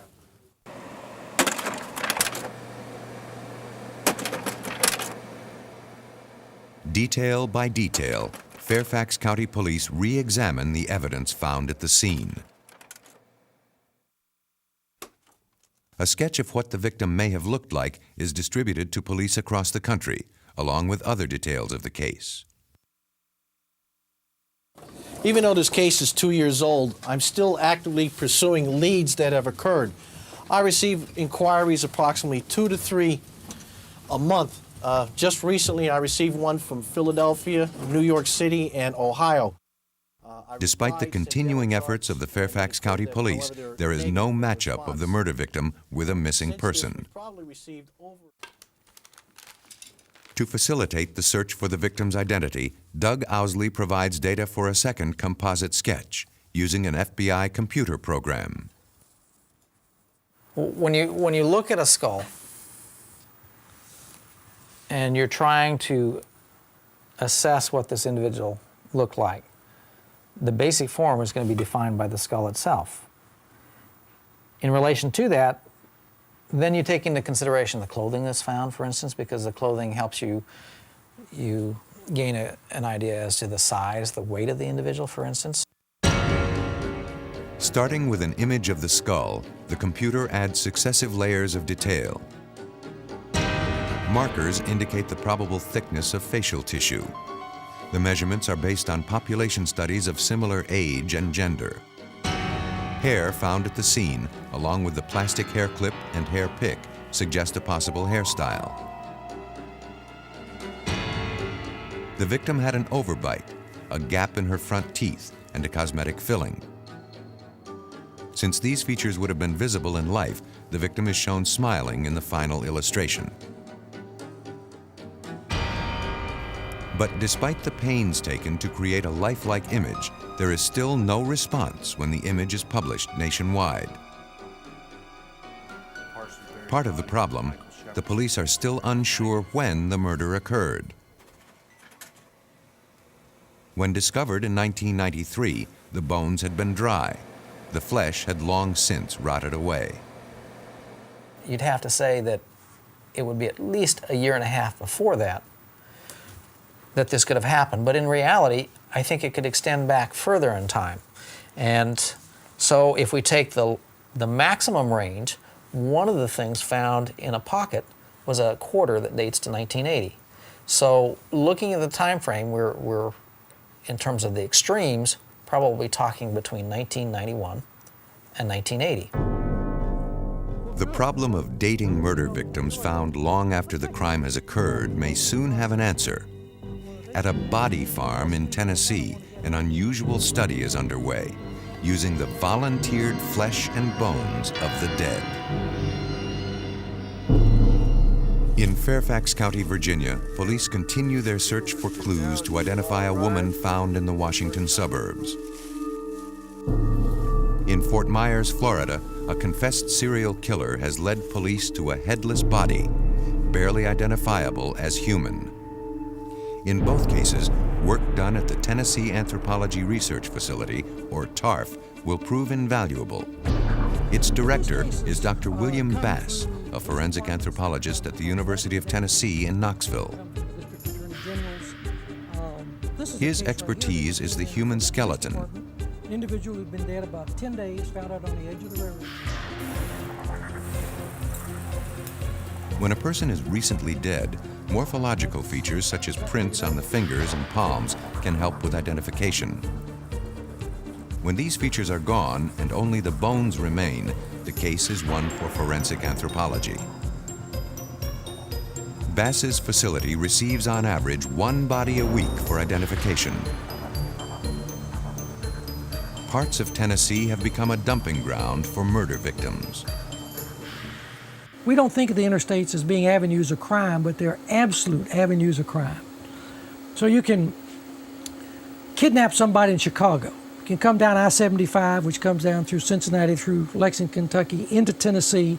The first real area that you get to on I-75 going toward Florida that is really rural is Tennessee. And we get a lot of bodies thrown out there. With so many bodies, Bass has invented a boxing system for storage. Every skeleton gets his own box. You want to box them because if you don't, they will get lost, they will get dirty. On the shelves surrounding him are over 2,000 skeletons sent to Bass's facility by medical examiners around the state. With the help of graduate students, Bass assists the police in determining the sex, race, and other identifying characteristics of unclaimed bodies. But in doing his work, Bass became acutely aware there were no reliable statistics on rates of human decay.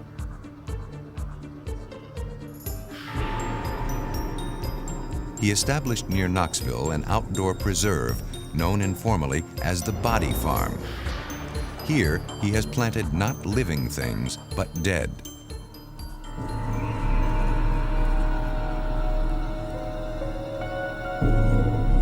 Human bodies left in the open to decompose.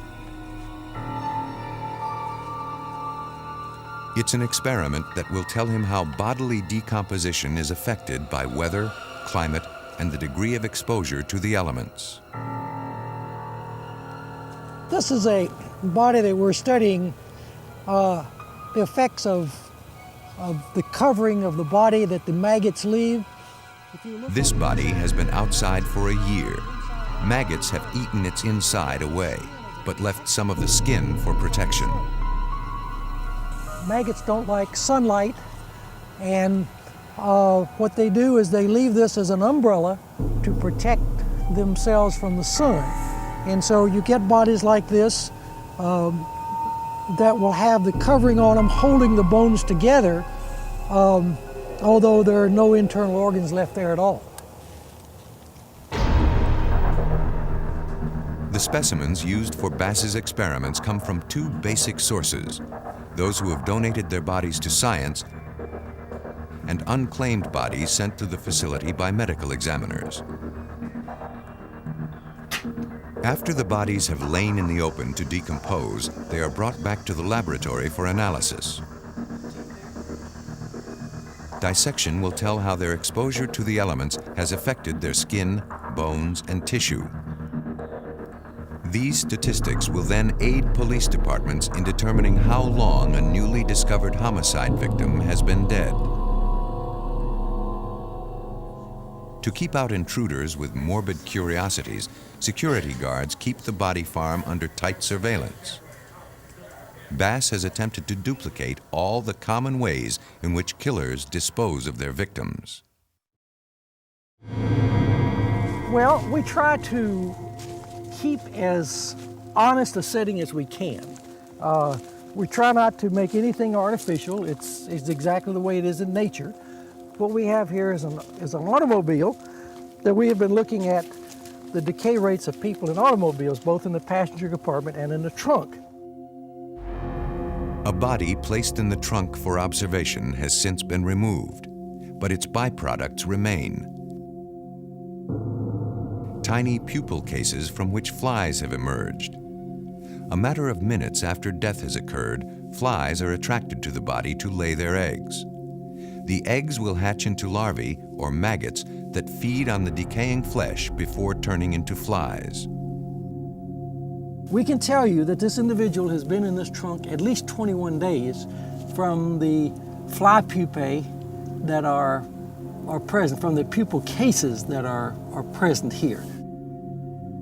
In the back seat of the car, another body has been removed, again leaving a clue as to time of death. Hair mass. What's called the hair mass falls off a dead body after a week's time. Bass has found that in enclosed vehicles, the buildup of heat often accelerates the process of decomposition. Came in last week, and I kind of want to get an idea of what they look like now. Some of the bodies have been dead only a week. Well, he hadn't gone very far. Well, they're both at about the same stage, aren't they?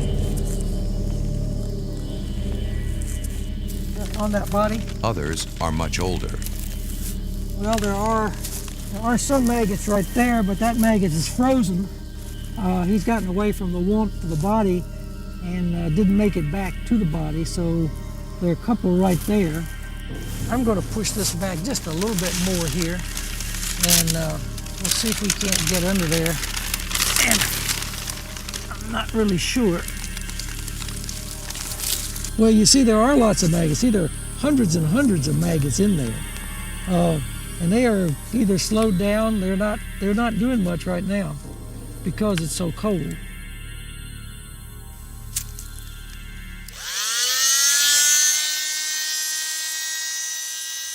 Each month, Bass sends bone and hair samples to the FBI for analysis. The samples come from a number of different specimens in a variety of locales within the farm. The FBI will study how time, exposure to the elements, and the environment in which a body is found may alter its DNA. You can do DNA analysis on the maggots, and they will produce the same DNA. If the individual has been on drugs, the maggots will pick up those drugs. You can tell from analysis of the maggot. Also, the volatile fatty acids, which are the goo that you see there, those are what are called the volatile fatty acids that leach out of bodies. Now, we've been able to take this material and analyze that and determine the length of time since death up to about 2 years. In other parts of the facility, bodies lie in coffins above ground. Drainage tubes allow the testing of fluids and air samples without opening the coffin lid. This is... Nearby, bodies are buried in coffins 6 feet underground, with a culvert allowing access. Here, Bass and his associates study how subterranean burial affects the rate of decay. Since killers have been known to dismember their victims and scatter them around, another area is set aside for body parts. It is not always an exact science, but Dr. Bass's work, the first of its kind, will help the police with murder victims found long after the crime.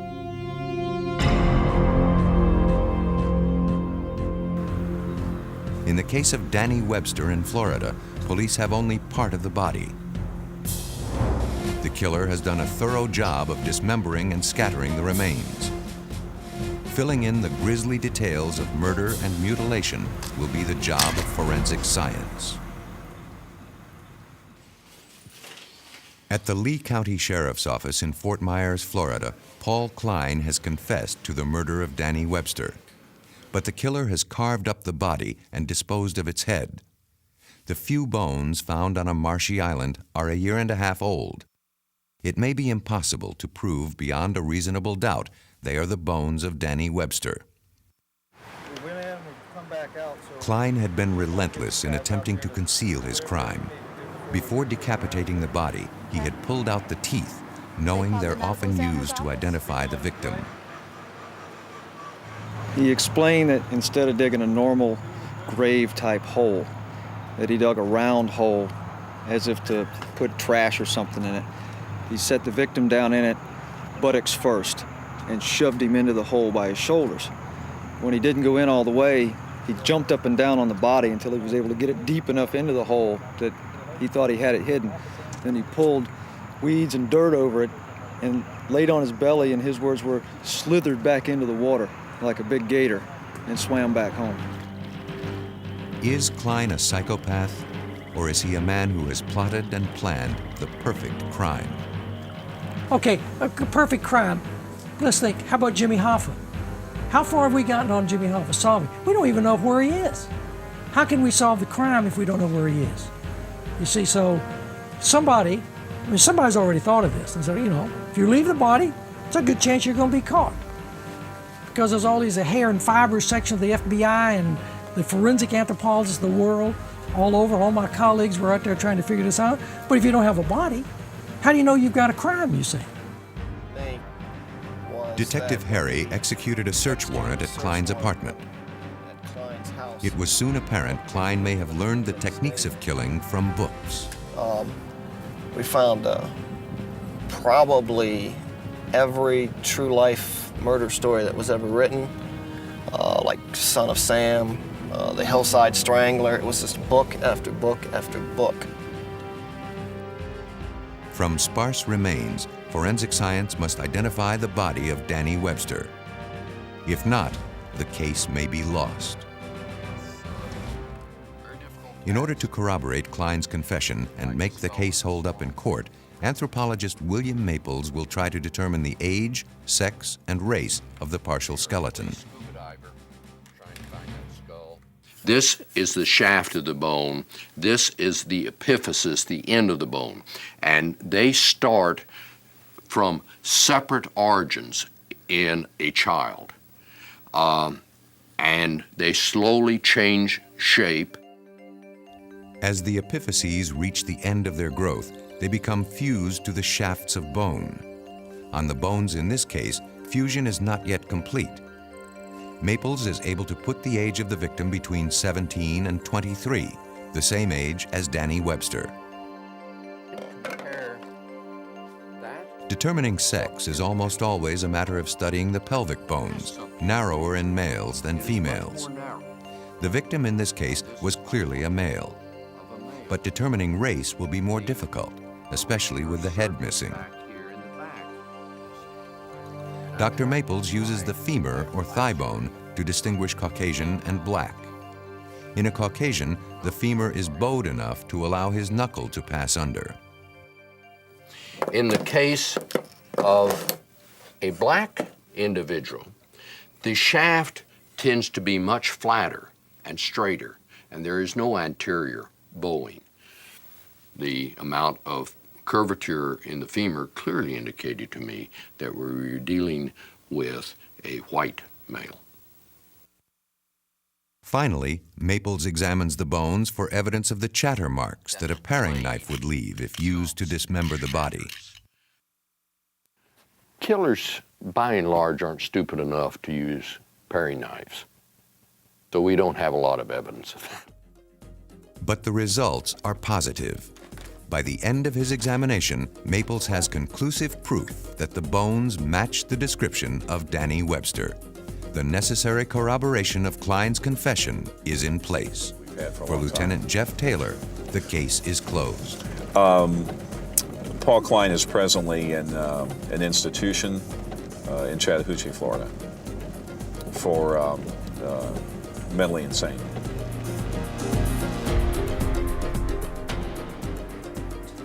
But in Fairfax County, Virginia, police have a tougher problem.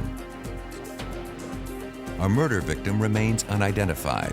A killer may go undetected, free to kill again.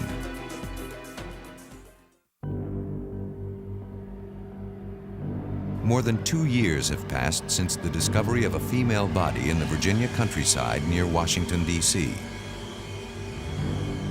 Fairfax County investigators, including detectives Jerry Farrell and Dennis Wilson, have sent out extensive information on the case, including descriptions of the victim, dental charts, and a description of some, but not all, of the wounds discovered by forensic expert Doug Owsley.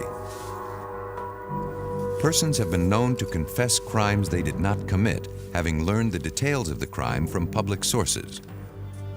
By withholding certain information, the police can be sure when a confession is fabricated or genuine. All right, this is going to be the cut right here. Far from having a confession, police in Fairfax County, after 2 years of searching missing person files, still do not know who the victim is.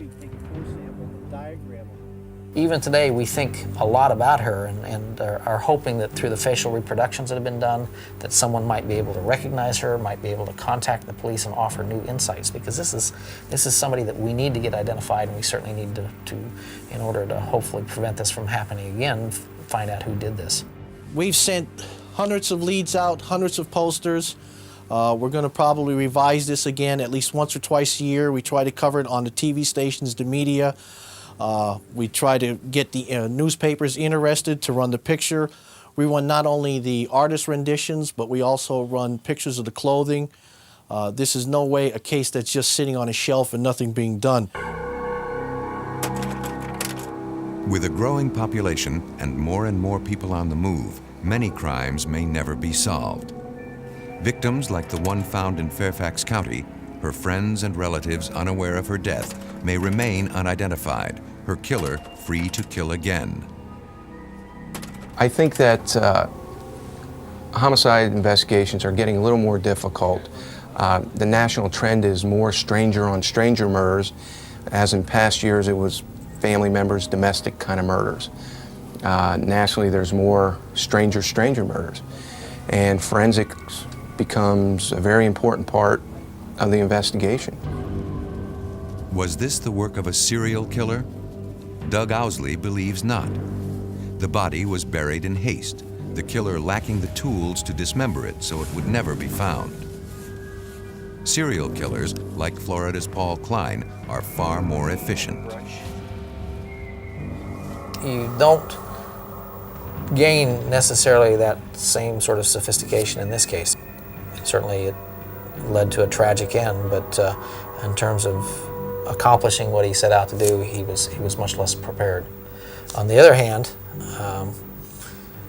he was able to take someone's life, and he's been able to get away with it all these years, and so there's just some piece that we haven't been able to put together to get on his trail yet. Despite the obstacles to solving the case, detectives in Fairfax County have not given up. Somebody sooner or later is going to talk about this. That's one of the premises of a cold case squad, that relationships are changing and Technology's changing, things are becoming more advanced. I'm optimistic that this case could get solved. We keep working at it, chipping away at it. Eventually, it's gonna unfold. Oh yeah, I'm optimistic. Believe we're going to do it. Sometimes things just take a little bit longer. That's all. William Maples, for one, believes that few killers escape detection. No, of course not. They don't play by our rules. They will take chances, do things that we wouldn't do. They just don't play by the rules. And that's helpful to us because that means that they make a lot of mistakes. And by taking chances, they invariably end up getting caught. Thrill is a big element in that. And thrill means that they're taking chances. And God love them. The more chances they take, the more chances we have of catching them.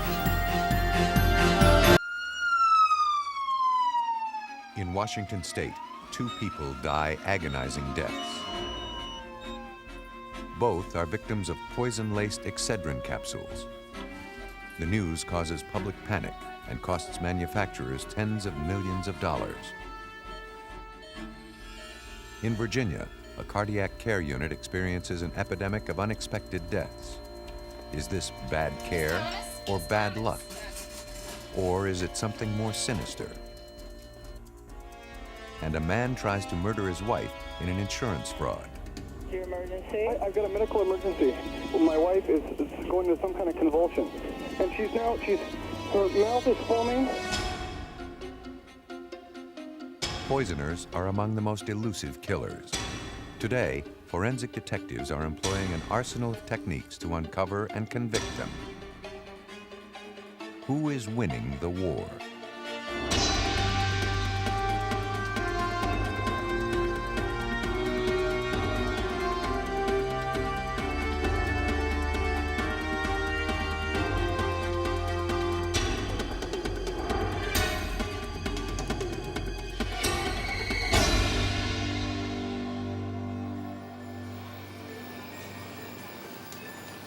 How's Miss Thomas doing? No, she's doing great. Good. Can we take her chart and move it down and check on her?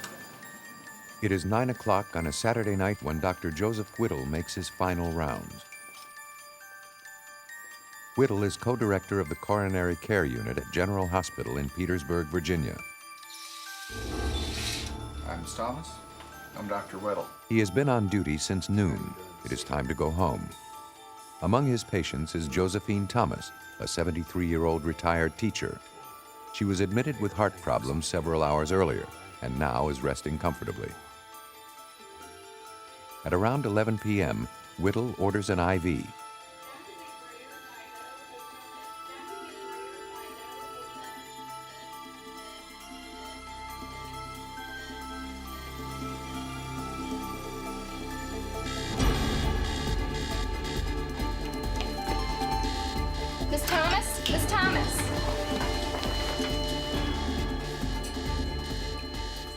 duty nurse signals a code blue, a patient emergency, and calls in Dr. Whittle. Josephine Thomas is in crisis. It takes Whittle just 15 minutes to return. Everyone clear? Shocking. Too late. Josephine Thomas cannot be revived.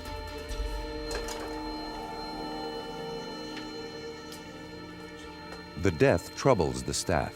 An epidemic of unexpected deaths has struck the cardiac care unit in the past few weeks. 2 nurses suspect that Josephine Thomas may not have died of natural causes. Their suspicions deepen an hour and a half later when a package of lidocaine is found to be missing. Okay, lidocaine 2 gram? No. You don't find any 2 gram? We didn't use a 2 gram. Right. Well, we should have 1 2 gram lidocaine in. I don't have one. Lidocaine is a drug given to stabilize heartbeat.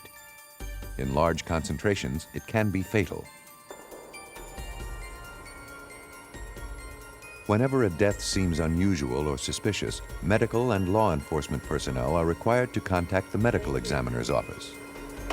Hi, Dr. Fierro, how are you? Hello, Jim. How are Dr. you? Marcella Fierro is chief medical examiner for the state of Virginia. In her first year as an assistant medical examiner, she worked on the Petersburg case. The problem arose when it became apparent that there was, one, an increased number of deaths in the unit as compared to previous months, and secondly, that a significant number of them were occurring in the presence of or were being discovered by Leroy Hargrave. Evening, ladies. Leroy Hargrave was a 21-year-old nurse's aide whose reputation around the hospital was decidedly mixed.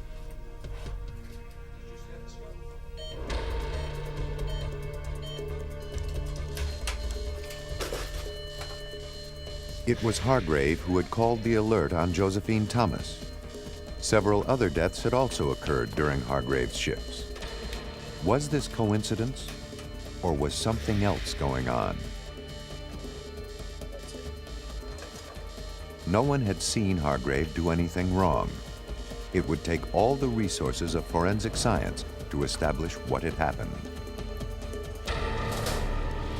Throughout the United States, an autopsy is performed whenever the cause of death is unknown. This unknown male was found dead on a Michigan street. All right, go ahead and check the status of the hair, looking for any injuries on the head. How did the individual die? Was it natural death, an accident, a homicide, or suicide? Sometimes the answer is undetermined. You make it to a hospital? No, not this guy. He was found dead in an older part of town. I'm wondering about lead poisoning. You think we ought to get a heavy metal screen on him? I think it'd be a good idea. Why don't we get some head hair too, since arsenic can accumulate in the hair. If we do find arsenic on the general heavy metal screen, then we can fractionate the hair. Since hair grows about 1 centimeter a month, see if there's any chronicity to the poisoning. Pathologists gather a variety of samples, including muscle tissue, brain, kidney, urine, and blood. About 30 cc's will be enough, Paul. All right, let's get a piece of kidney too, Paul. All right. Each sample may tell a story about the victim's life and death. Poisoning is a rare occurrence, according to James Valentour, head of the toxicology laboratory for the Commonwealth of Virginia. Poisoning is not automatically suspected. It depends on the circumstances or lack of other evidence following the investigation. If an autopsy is conducted on a young person in otherwise apparent good health and no cause of death is found, then the suspicion of drug involvement or drug contribution to that death increases, and we proportionally increase our analyses until we rule out all the possibilities that we can. Today, poison specialists called toxicologists employ a bewildering array of sophisticated technologies. Antibodies, protein substances the body produces to combat foreign matter, are used to detect toxins. To test for cocaine and its metabolic products, for example, blood is mixed with antibodies specific to certain parts of the cocaine molecule. A fluorescent label is added to the mixture. If cocaine is present, the pattern of fluorescence changes. To identify poison compounds, they must be broken down into smaller parts called ions. Dr. Valentour and his colleagues use the most powerful techniques available, which include the gas chromatograph and mass spectrometer, which are often used in combination. Chemicals are added to a sample to separate any organic drugs present from the blood matrix. The isolated portion is vaporized and passed along a hydrogen-filled tube. Molecules of different size migrate through the tube at different rates. As molecules emerge from the tube, their concentration is measured. Next, the mass spectrometer shatters the molecule into ions, its chemical building blocks. A complex molecule may generate hundreds of ion fragments. The pattern of ions produced is unique to a particular molecule. To identify the unknown substance, its ion signature is compared to those of tens of thousands of chemicals in the computer's database. In time, techniques like these would reveal not one, but 6 poisonings at Petersburg General Hospital. Logic Poison Center, can I help you? The world is filled with deadly chemicals. An average home harbors dozens of dangerous substances, such as chlorine bleach, drain opener, and aspirin, each capable of causing death. The Blodgett Regional Poison Center in Grand Rapids, Michigan, receives thousands of anxious phone calls each year. Many concern overdoses, accidental or intentional. Many more involve children who have eaten some bright berry or sampled the household bleach. And a few involve deliberate attempts to kill. John Trestrail directs the center and is an authority on poisons and poisoners. Well, poisoning homicides differ from normal homicides in that there usually are no witnesses. There are no visible signs of trauma. You see no bullet holes, no stab wounds, no bruises. Usually it's very covert, very secret. The evidence is usually lacking. There's no cartridge cases or anything. Often it's missed, and this crime scene is cleaned up. Trestrail's office reveals a lifetime of fascination with things poisonous. Take, for example, spiders. We know that this small spider compared to one big spider here, you say, well, which one's more poisonous? Well, most little kids will say, obviously the big one. Well, the tarantula is no more worse than being stung by a bee, but the black widow is capable of killing. So size is not always associated with degree of deadliness. In Trestrail's view, mankind's knowledge of poisons is extremely ancient. In all likelihood, it goes back to making the connection between eating something and getting sick. Okay, here we have an example of what primitive man might have first associated cause and effect relationships with. Here is a mushroom called the fly agaric, common name, Amanita muscaria. And it contains chemicals that produce hallucinations and a lot of other bad garbage that go with it. But I'm sure at one time in prehistory, man looked at someone eating this and said, what he did when he ate this was it caused these symptoms. And from that they said, this mushroom contains these poisons. I have this knowledge. This knowledge led to mystery and the shadowy figures of the shamans and witch doctors and everything. So the whole history of toxicology began a couple of 100,000 years ago. It was probably the third weapon developed after the stick and the stone, the poison. The essence of poisoning is stealth. To shoot or strangle a person, the murderer must be present. Poison offers the opportunity of long-distance homicide. There is also the chance that homicide won't be recorded at all, that the death will be deemed due to natural causes. This is what had occurred at Petersburg General Hospital, until Josephine Thomas's death began to arouse suspicions. The First Lady came in and was autopsied and was found to have serious heart disease, but she also had lethal concentrations of lidocaine in her blood and in her tissues, which she should not have had because she had no order for it in her chart, nor had she been given lidocaine during her code. Concerned about the rising death rate, the hospital reviewed all the fatalities since Leroy Hargrave had been assigned to the unit. And they identified 10 persons that they thought might be at risk for lidocaine poisoning. James Dalton, now a judge, was assistant Commonwealth's attorney in Petersburg when the deaths took place. I received a call from an attorney. He said, we've got something I hope doesn't exist, but I'm afraid that there's a possibility that there have been a number of people actually killed at the hospital. Dalton also learned the name of the chief suspect, Leroy Hargrave.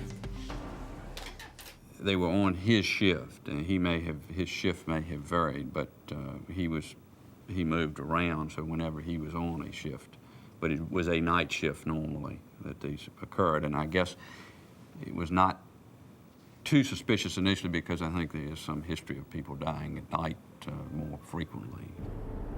So far, the evidence was circumstantial. Hargrave happened to be around when the deaths took place. To convince Dalton, and ultimately a jury, that they were premeditated murders, the medical examiner had to show that the patients had been given lidocaine in unusual amounts. The task was made more difficult because several of the victims had been dead for several months. It was a toxicological masterpiece as far as detective work because in one case they're working with fresh tissue. In other instances, they had to recover the poison from bodies which had been embalmed and buried. And in the third instance, they had to try and establish sufficient tissue levels in the biopsy samples from the previous autopsies. When it was all over, of those 10 deaths that were suspicious, 6 were established as due to acute lidocaine poisoning. Prosecutors pieced together a likely scenario leading to Josephine Thomas's death. It begins with Hargrave stealing some lidocaine.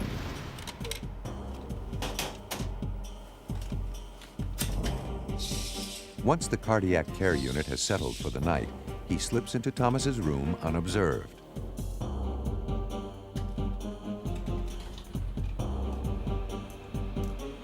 After loading a hypodermic with a massive dose of lidocaine, he temporarily disables Thomas's cardiac monitor alarm.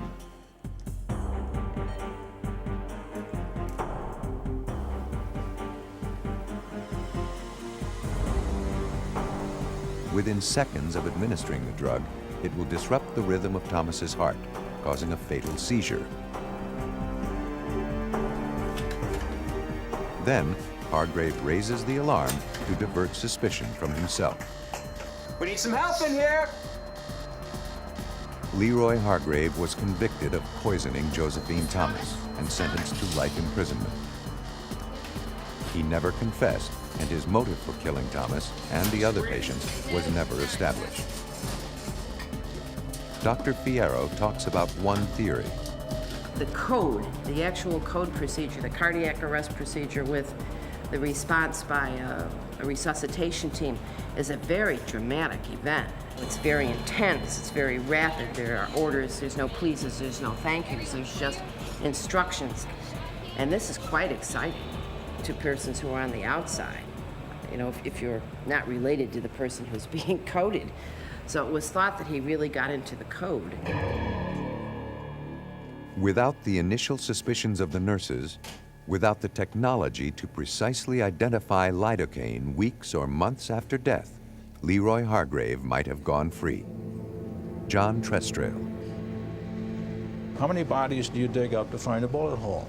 None. They catch that before they're buried. How many bodies do you dig up to find a poison? Most of them. We're missing them at the point of death, and we're burying the evidence. That's difficult to overcome, but that's what we're going to do. Among the most difficult poisonings to detect are those involving product tampering. In 1982, 7 people in Chicago died from poison-laced Tylenol. A rash of copycat crimes followed, each with its own bizarre twist.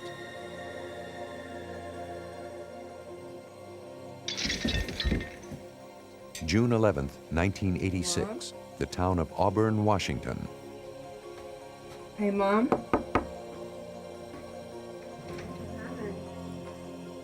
15-year-old Haley Snow finds her mother collapsed in the bathroom. Susan Snow is unconscious. Her pulse is weak. Her breaths come in long, irregular gasps. Haley dials 911. Within 4 hours, this apparently healthy 40-year-old mother of 2 will be declared dead.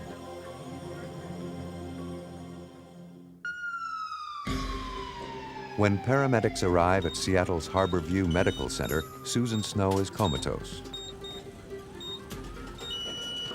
Harborview is the best trauma center in the Northwest, but Snow is fading fast. Snow's condition puzzles the emergency team.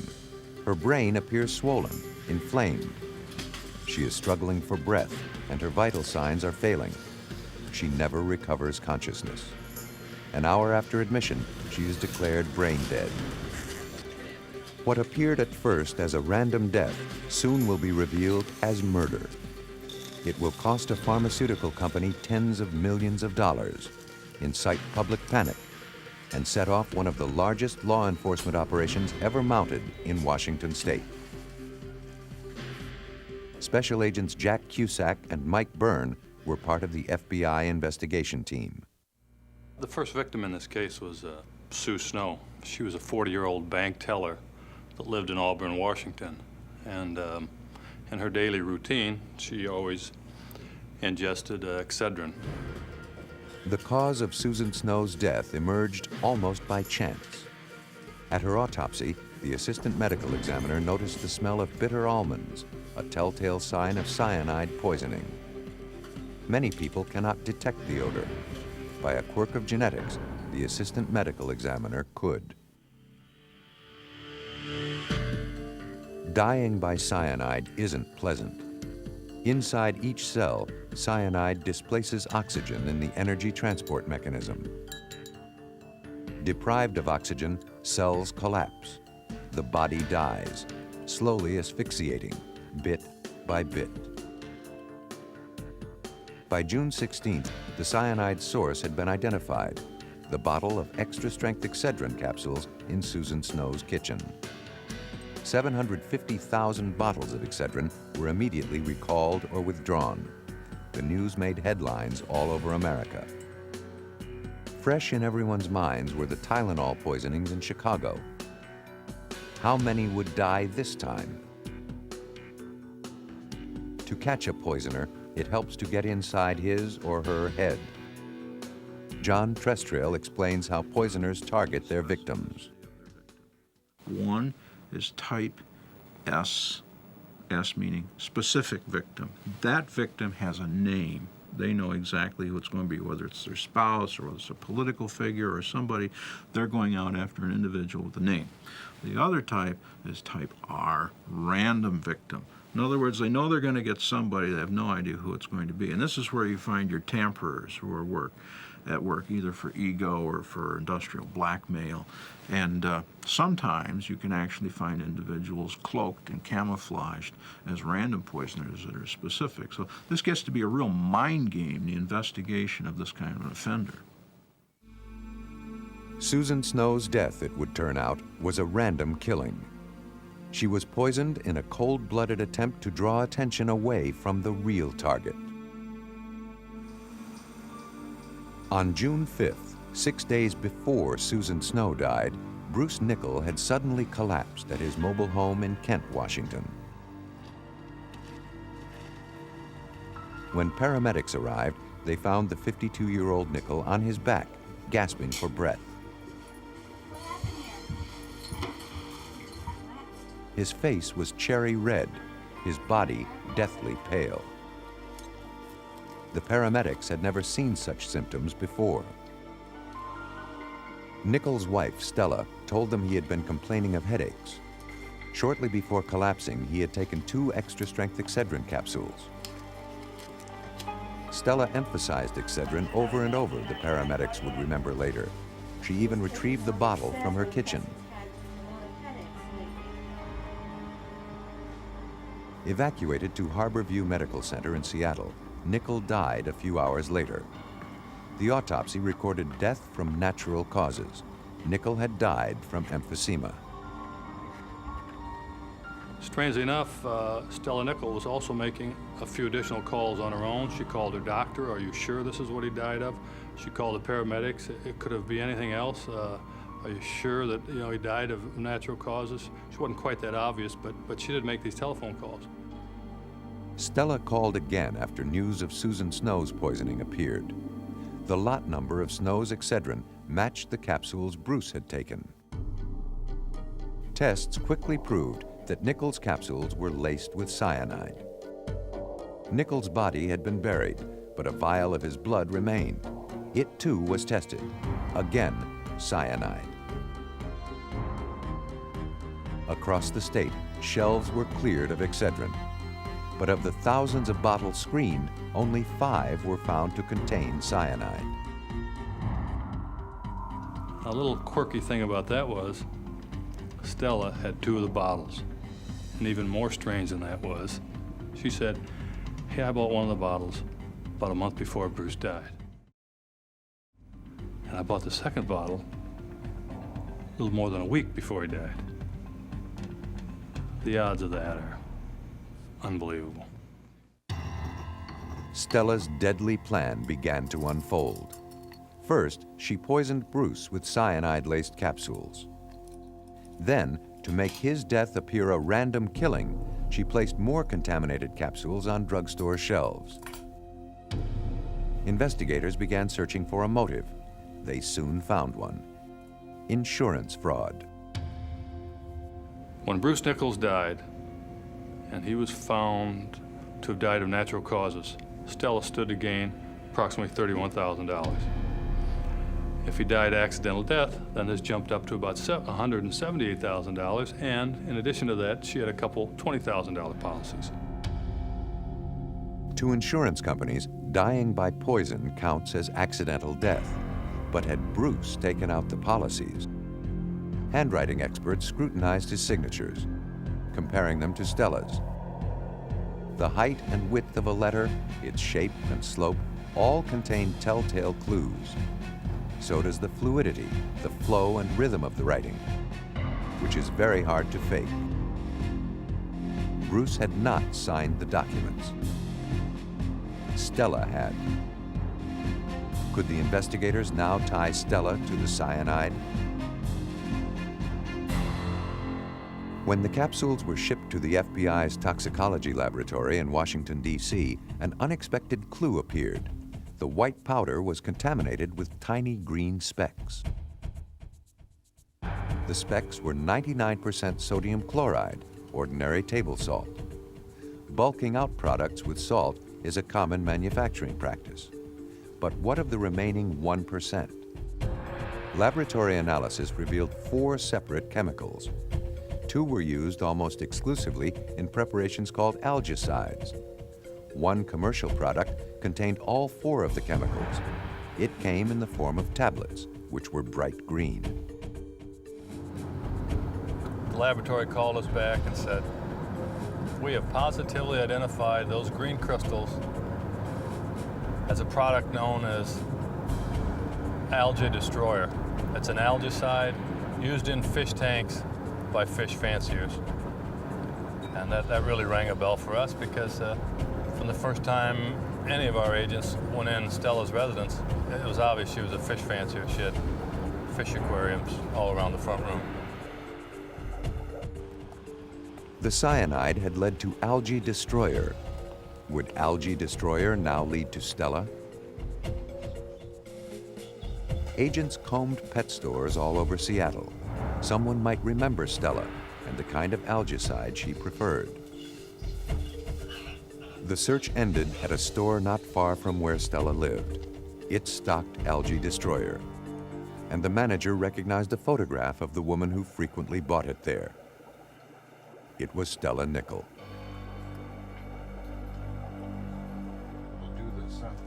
For months after Bruce Nickell's murder, Stella avoided taking a polygraph test.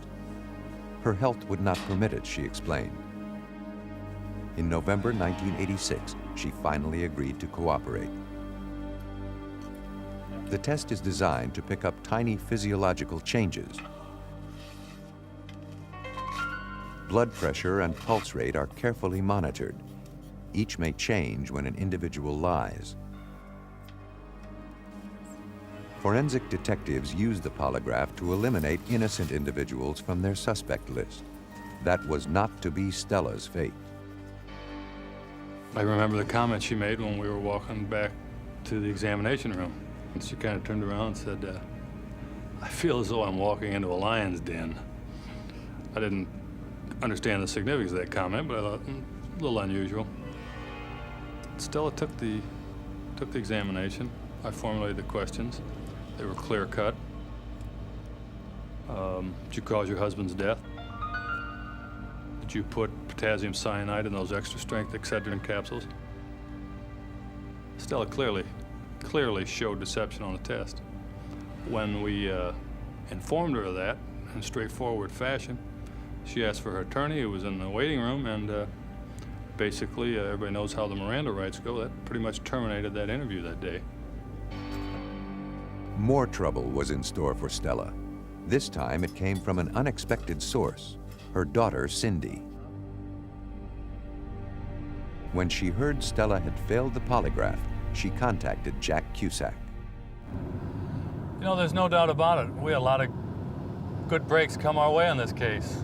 And one that paid off initially was the fact that Stella's daughter, Cindy, decided to share with us some of the conversations that she had had with her mother out at the airport. In 1985, after years of feuding, Stella and Cindy briefly reconciled. They even got jobs together as security guards at Seattle's SeaTac Airport. It was there, in the pauses between flights, that Cindy heard hints of Stella's plan. First, Stella asked her daughter where she might buy heroin. What was a lethal dose? How much cocaine? Then she talked about hiring a hitman to shoot Bruce while she was out of town, or, less plausibly, to kill him in an automobile crash. Finally, she talked about poisoning Bruce. You know, Cindy told us that, my mother spent a lot of time doing research at the library. She said, my mother would go to the libraries within the Seattle area, within King County, and research various plants. At first, Stella hoped to identify poisonous plants on her property, which she could surreptitiously feed to Bruce. To check out Cindy's story, the FBI sent teams of agents to every library in South Kent County. It was a monumental task. They were searching for a book, any book, that would tie Stella to poison. Boxes of books were sent back to the FBI laboratory in Washington, D.C. There, a team of examiners scrutinized them for Stella's fingerprints. We're kind of part of the human behavior aspect of the case, and that's, in a lot of ways, that's pretty interesting. You're in on the interviews, you're kind of putting the pieces of the puzzle together. A lot of the unsung heroes in this is the poor guy back in the FBI laboratory that gets a half a truckload of books and a set of fingerprints and said, find him in there, and he spends months and months, and all of a sudden calls us up one day and says, hey, in this one book, of the multitude of books you sent me, I found 104 of Stella's fingertips in there, and I found 3 palm prints. And you can imagine when we're on the receiving end of a telephone call like that. The circle was closing on Stella. Special Agent Mike Byrne. So now we have library books that we went out, came up with her latent prints on library books where she actually researched cyanide.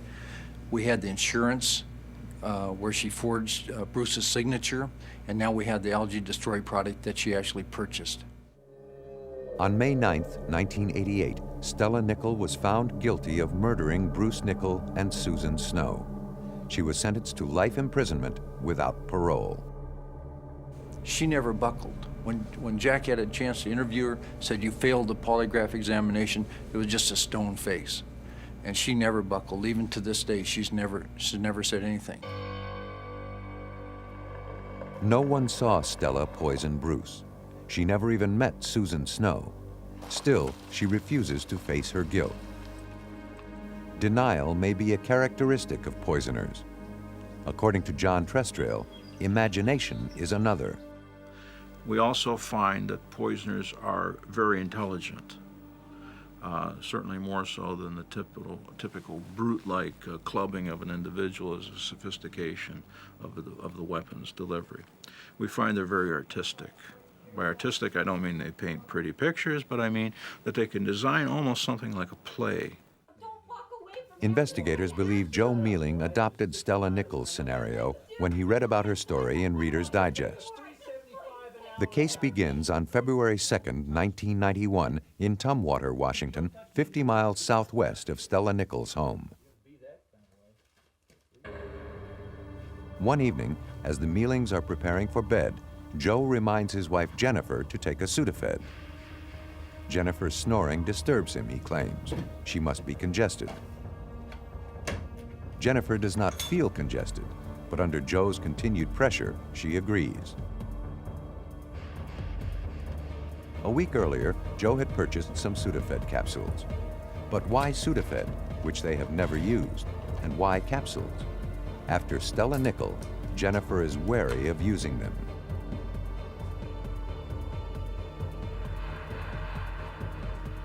Moments later, Jennifer collapses and rapidly becomes unconscious.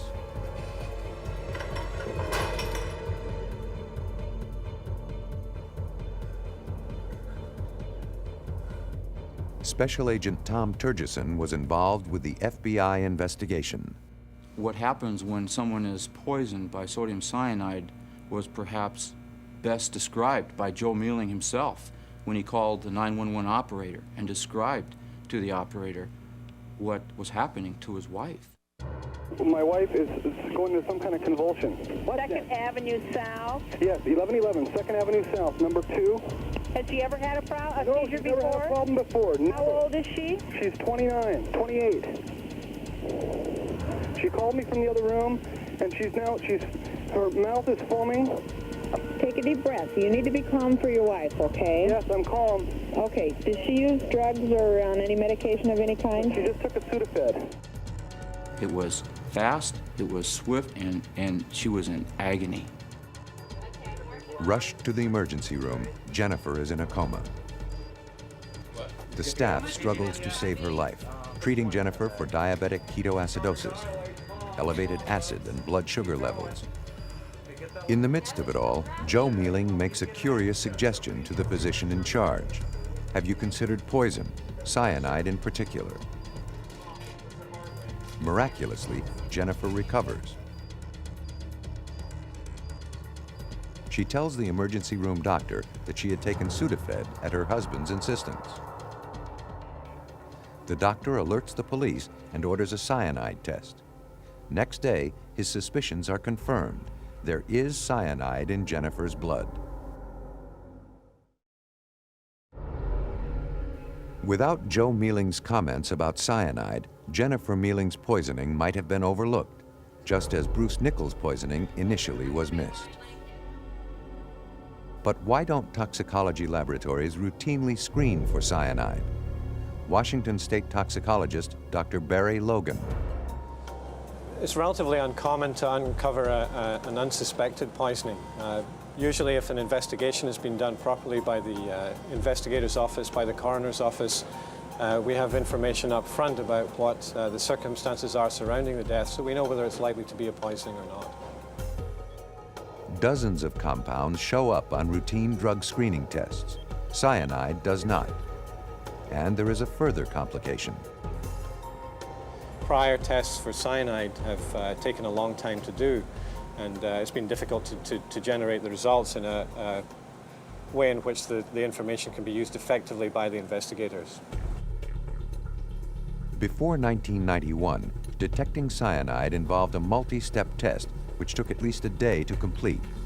Every sample of tissue or blood had to be tested separately. Dr. Logan has devised a simpler procedure, a litmus test.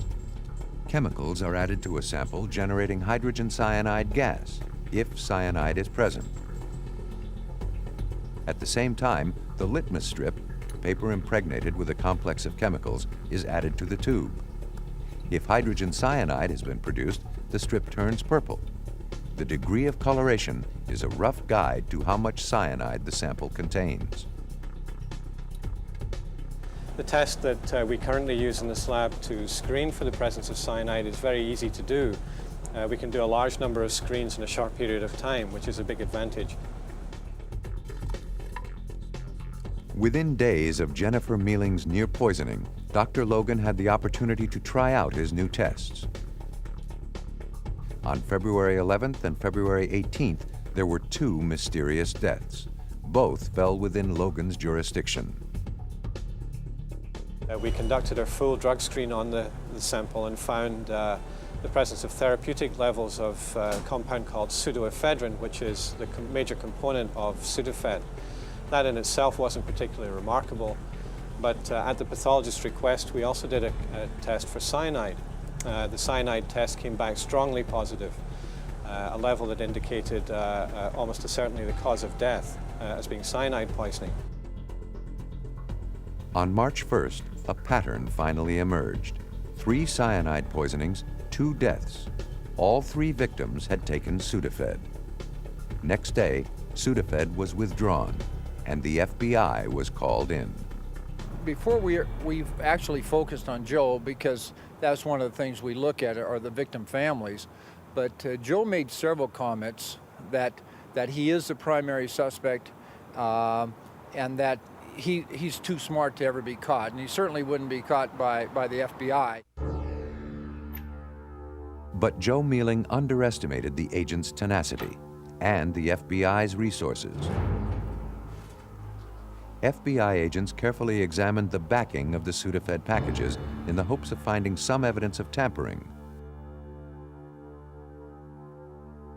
They found that on untampered packages, the foil breaks when the pill is pushed through the back, leaving a jagged edge.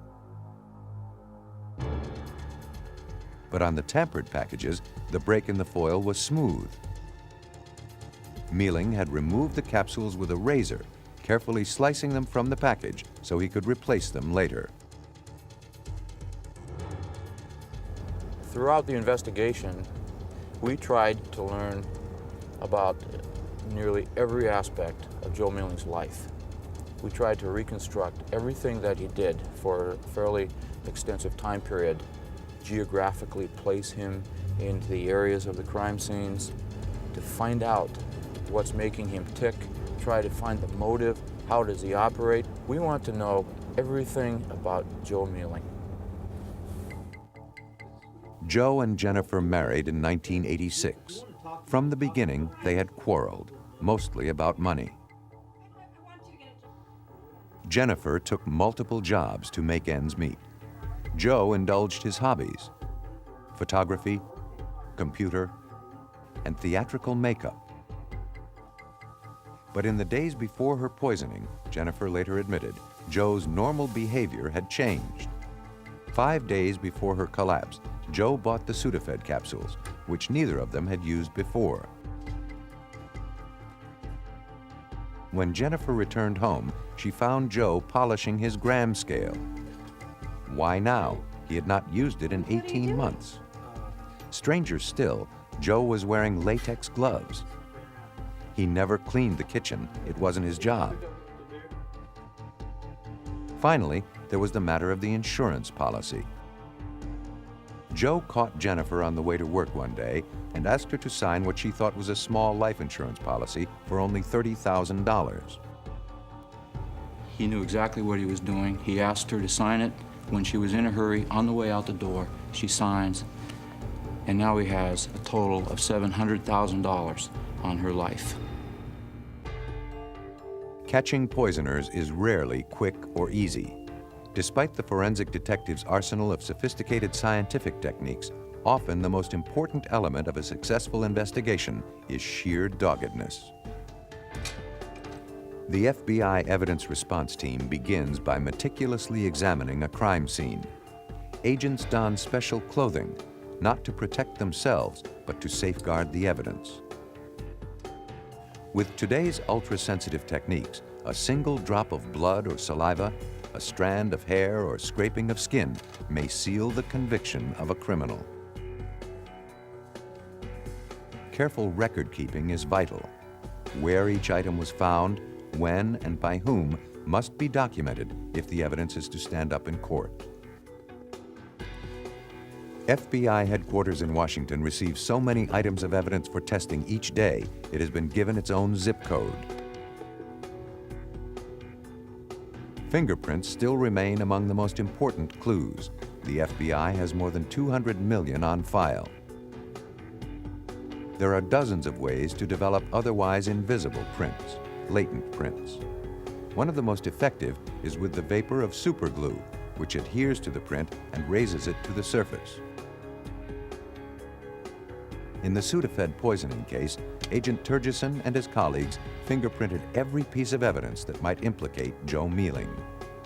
6 contaminated bottles were eventually retrieved, but Joe's fingerprints could not be found. Dozens of library books were examined, again without success. Perhaps Joe remembered that fingerprints helped catch Stella Nickell, and so he wore rubber gloves. FBI agents mapped the locations where the tampered packs were found. Joe told the FBI he bought Sudafed from a store near his house. Other tampered packages turned up in a store in the Lacey area near Joe's work. But 4 stores in Tacoma also had tampered product. Special Agent Tom Turgeson. The red dots indicate places where we could place Joe Mealing through physical evidence, through receipts, through witnesses, and other methods. Place him in one store, for instance, and in other areas around the time frame of the tamperings and in the immediate surroundings of those stores. Joe's link to the 2 stores near his home and work were evident enough. But what of the 4 stores in Tacoma? We found out that Joe would frequent the stripper bars and talk to the strippers and seemingly just relate his problems to them. We found several of the dancers from topless dance clubs who recognized Joe Mealing, who testified against him at the trial, who placed him up here at certain dates and times. Some of them said he was a regular frequenter of the establishments, and they easily recognized him. The investigators had tied Joe to the tampered Sudafed packages. Could they now tie him to the cyanide? As the major suspect, the FBI tapped Joe's telephone early on in the investigation. One day, they heard him describe in vivid detail a building he had once visited. From the description, FBI agents identified it as the Emerald City Chemical Company in Kent, Washington. Among other things, Emerald City Chemicals sells cyanide. When investigators examined the poison register for the day Joe had visited the area, they could not find his signature. A Richard P. Johnson had bought cyanide that day. It was all the FBI required. As in the Stella Nickell case, handwriting analysis proved decisive. Despite Joe Mealing's attempt to disguise his handwriting, there are clear similarities between Richard P. Johnson's signature and Joe's own. Consider the formation of the J, for example, the shape of the O, and the way the letters sit upon the line. The person who signed the poison register was Joe. It was determined that Joe Mealing purchased 1 pound of sodium cyanide on January 11. A pound similar to this container, which is a representative container of sodium cyanide in the amount of 1 pound. That's a lot of poison, considering a pill the size of a Sudafed capsule, killed 2 people and injured 1 other. One last point puzzled the investigators. When the clerk at the chemical store was shown a photograph of Joe Mealing, he failed to recognize him. In the residence of Joe Mealing, we found this array of theatrical makeup equipment. Experts in theatrical makeup testified at his trial and determined on the witness stand that there is the equipment here available to make someone up to be unrecognizable as to their true identity. We found a photograph of a person who looks elderly, graying hair, wrinkled face, and it's a friend of Joe Mealing in his late 20s, early 30s. It had taken 18 months of exhaustive investigation, but by August 1992, the FBI case against Joe Mealing was complete. Shortly before Jennifer's poisoning, he prepared 6 packages of Sudafed. In each, he replaced the Sudafed with capsules filled with lethal doses of cyanide. 5 packets he returned to drugstore shelves. 1 remained at home, to kill Jennifer. Joe Mealing was indicted on 2 counts of murder and the attempted murder of Jennifer Mealing. He is now serving life imprisonment. Among evidence discovered at Joe's home, agents found one last item of note, an outline for a screenplay about the poisoning of Jennifer. The protagonist, James Martin, is described as devoted, honest, reliable, sincere, truthful. Joe Mealing was greedy. He was very selfish. I don't think he was concerned about the health and welfare of his wife, Jennifer. He's concerned about Joe.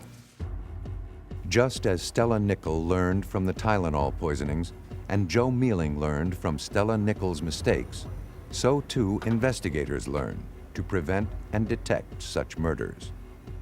Dr. Barry Logan. There's no way to prevent a product from being tampered with. What we can do is package it in such a way that if anything is done to interfere with the material, that it's evident to the person when they buy it from the supermarket or before they use the product.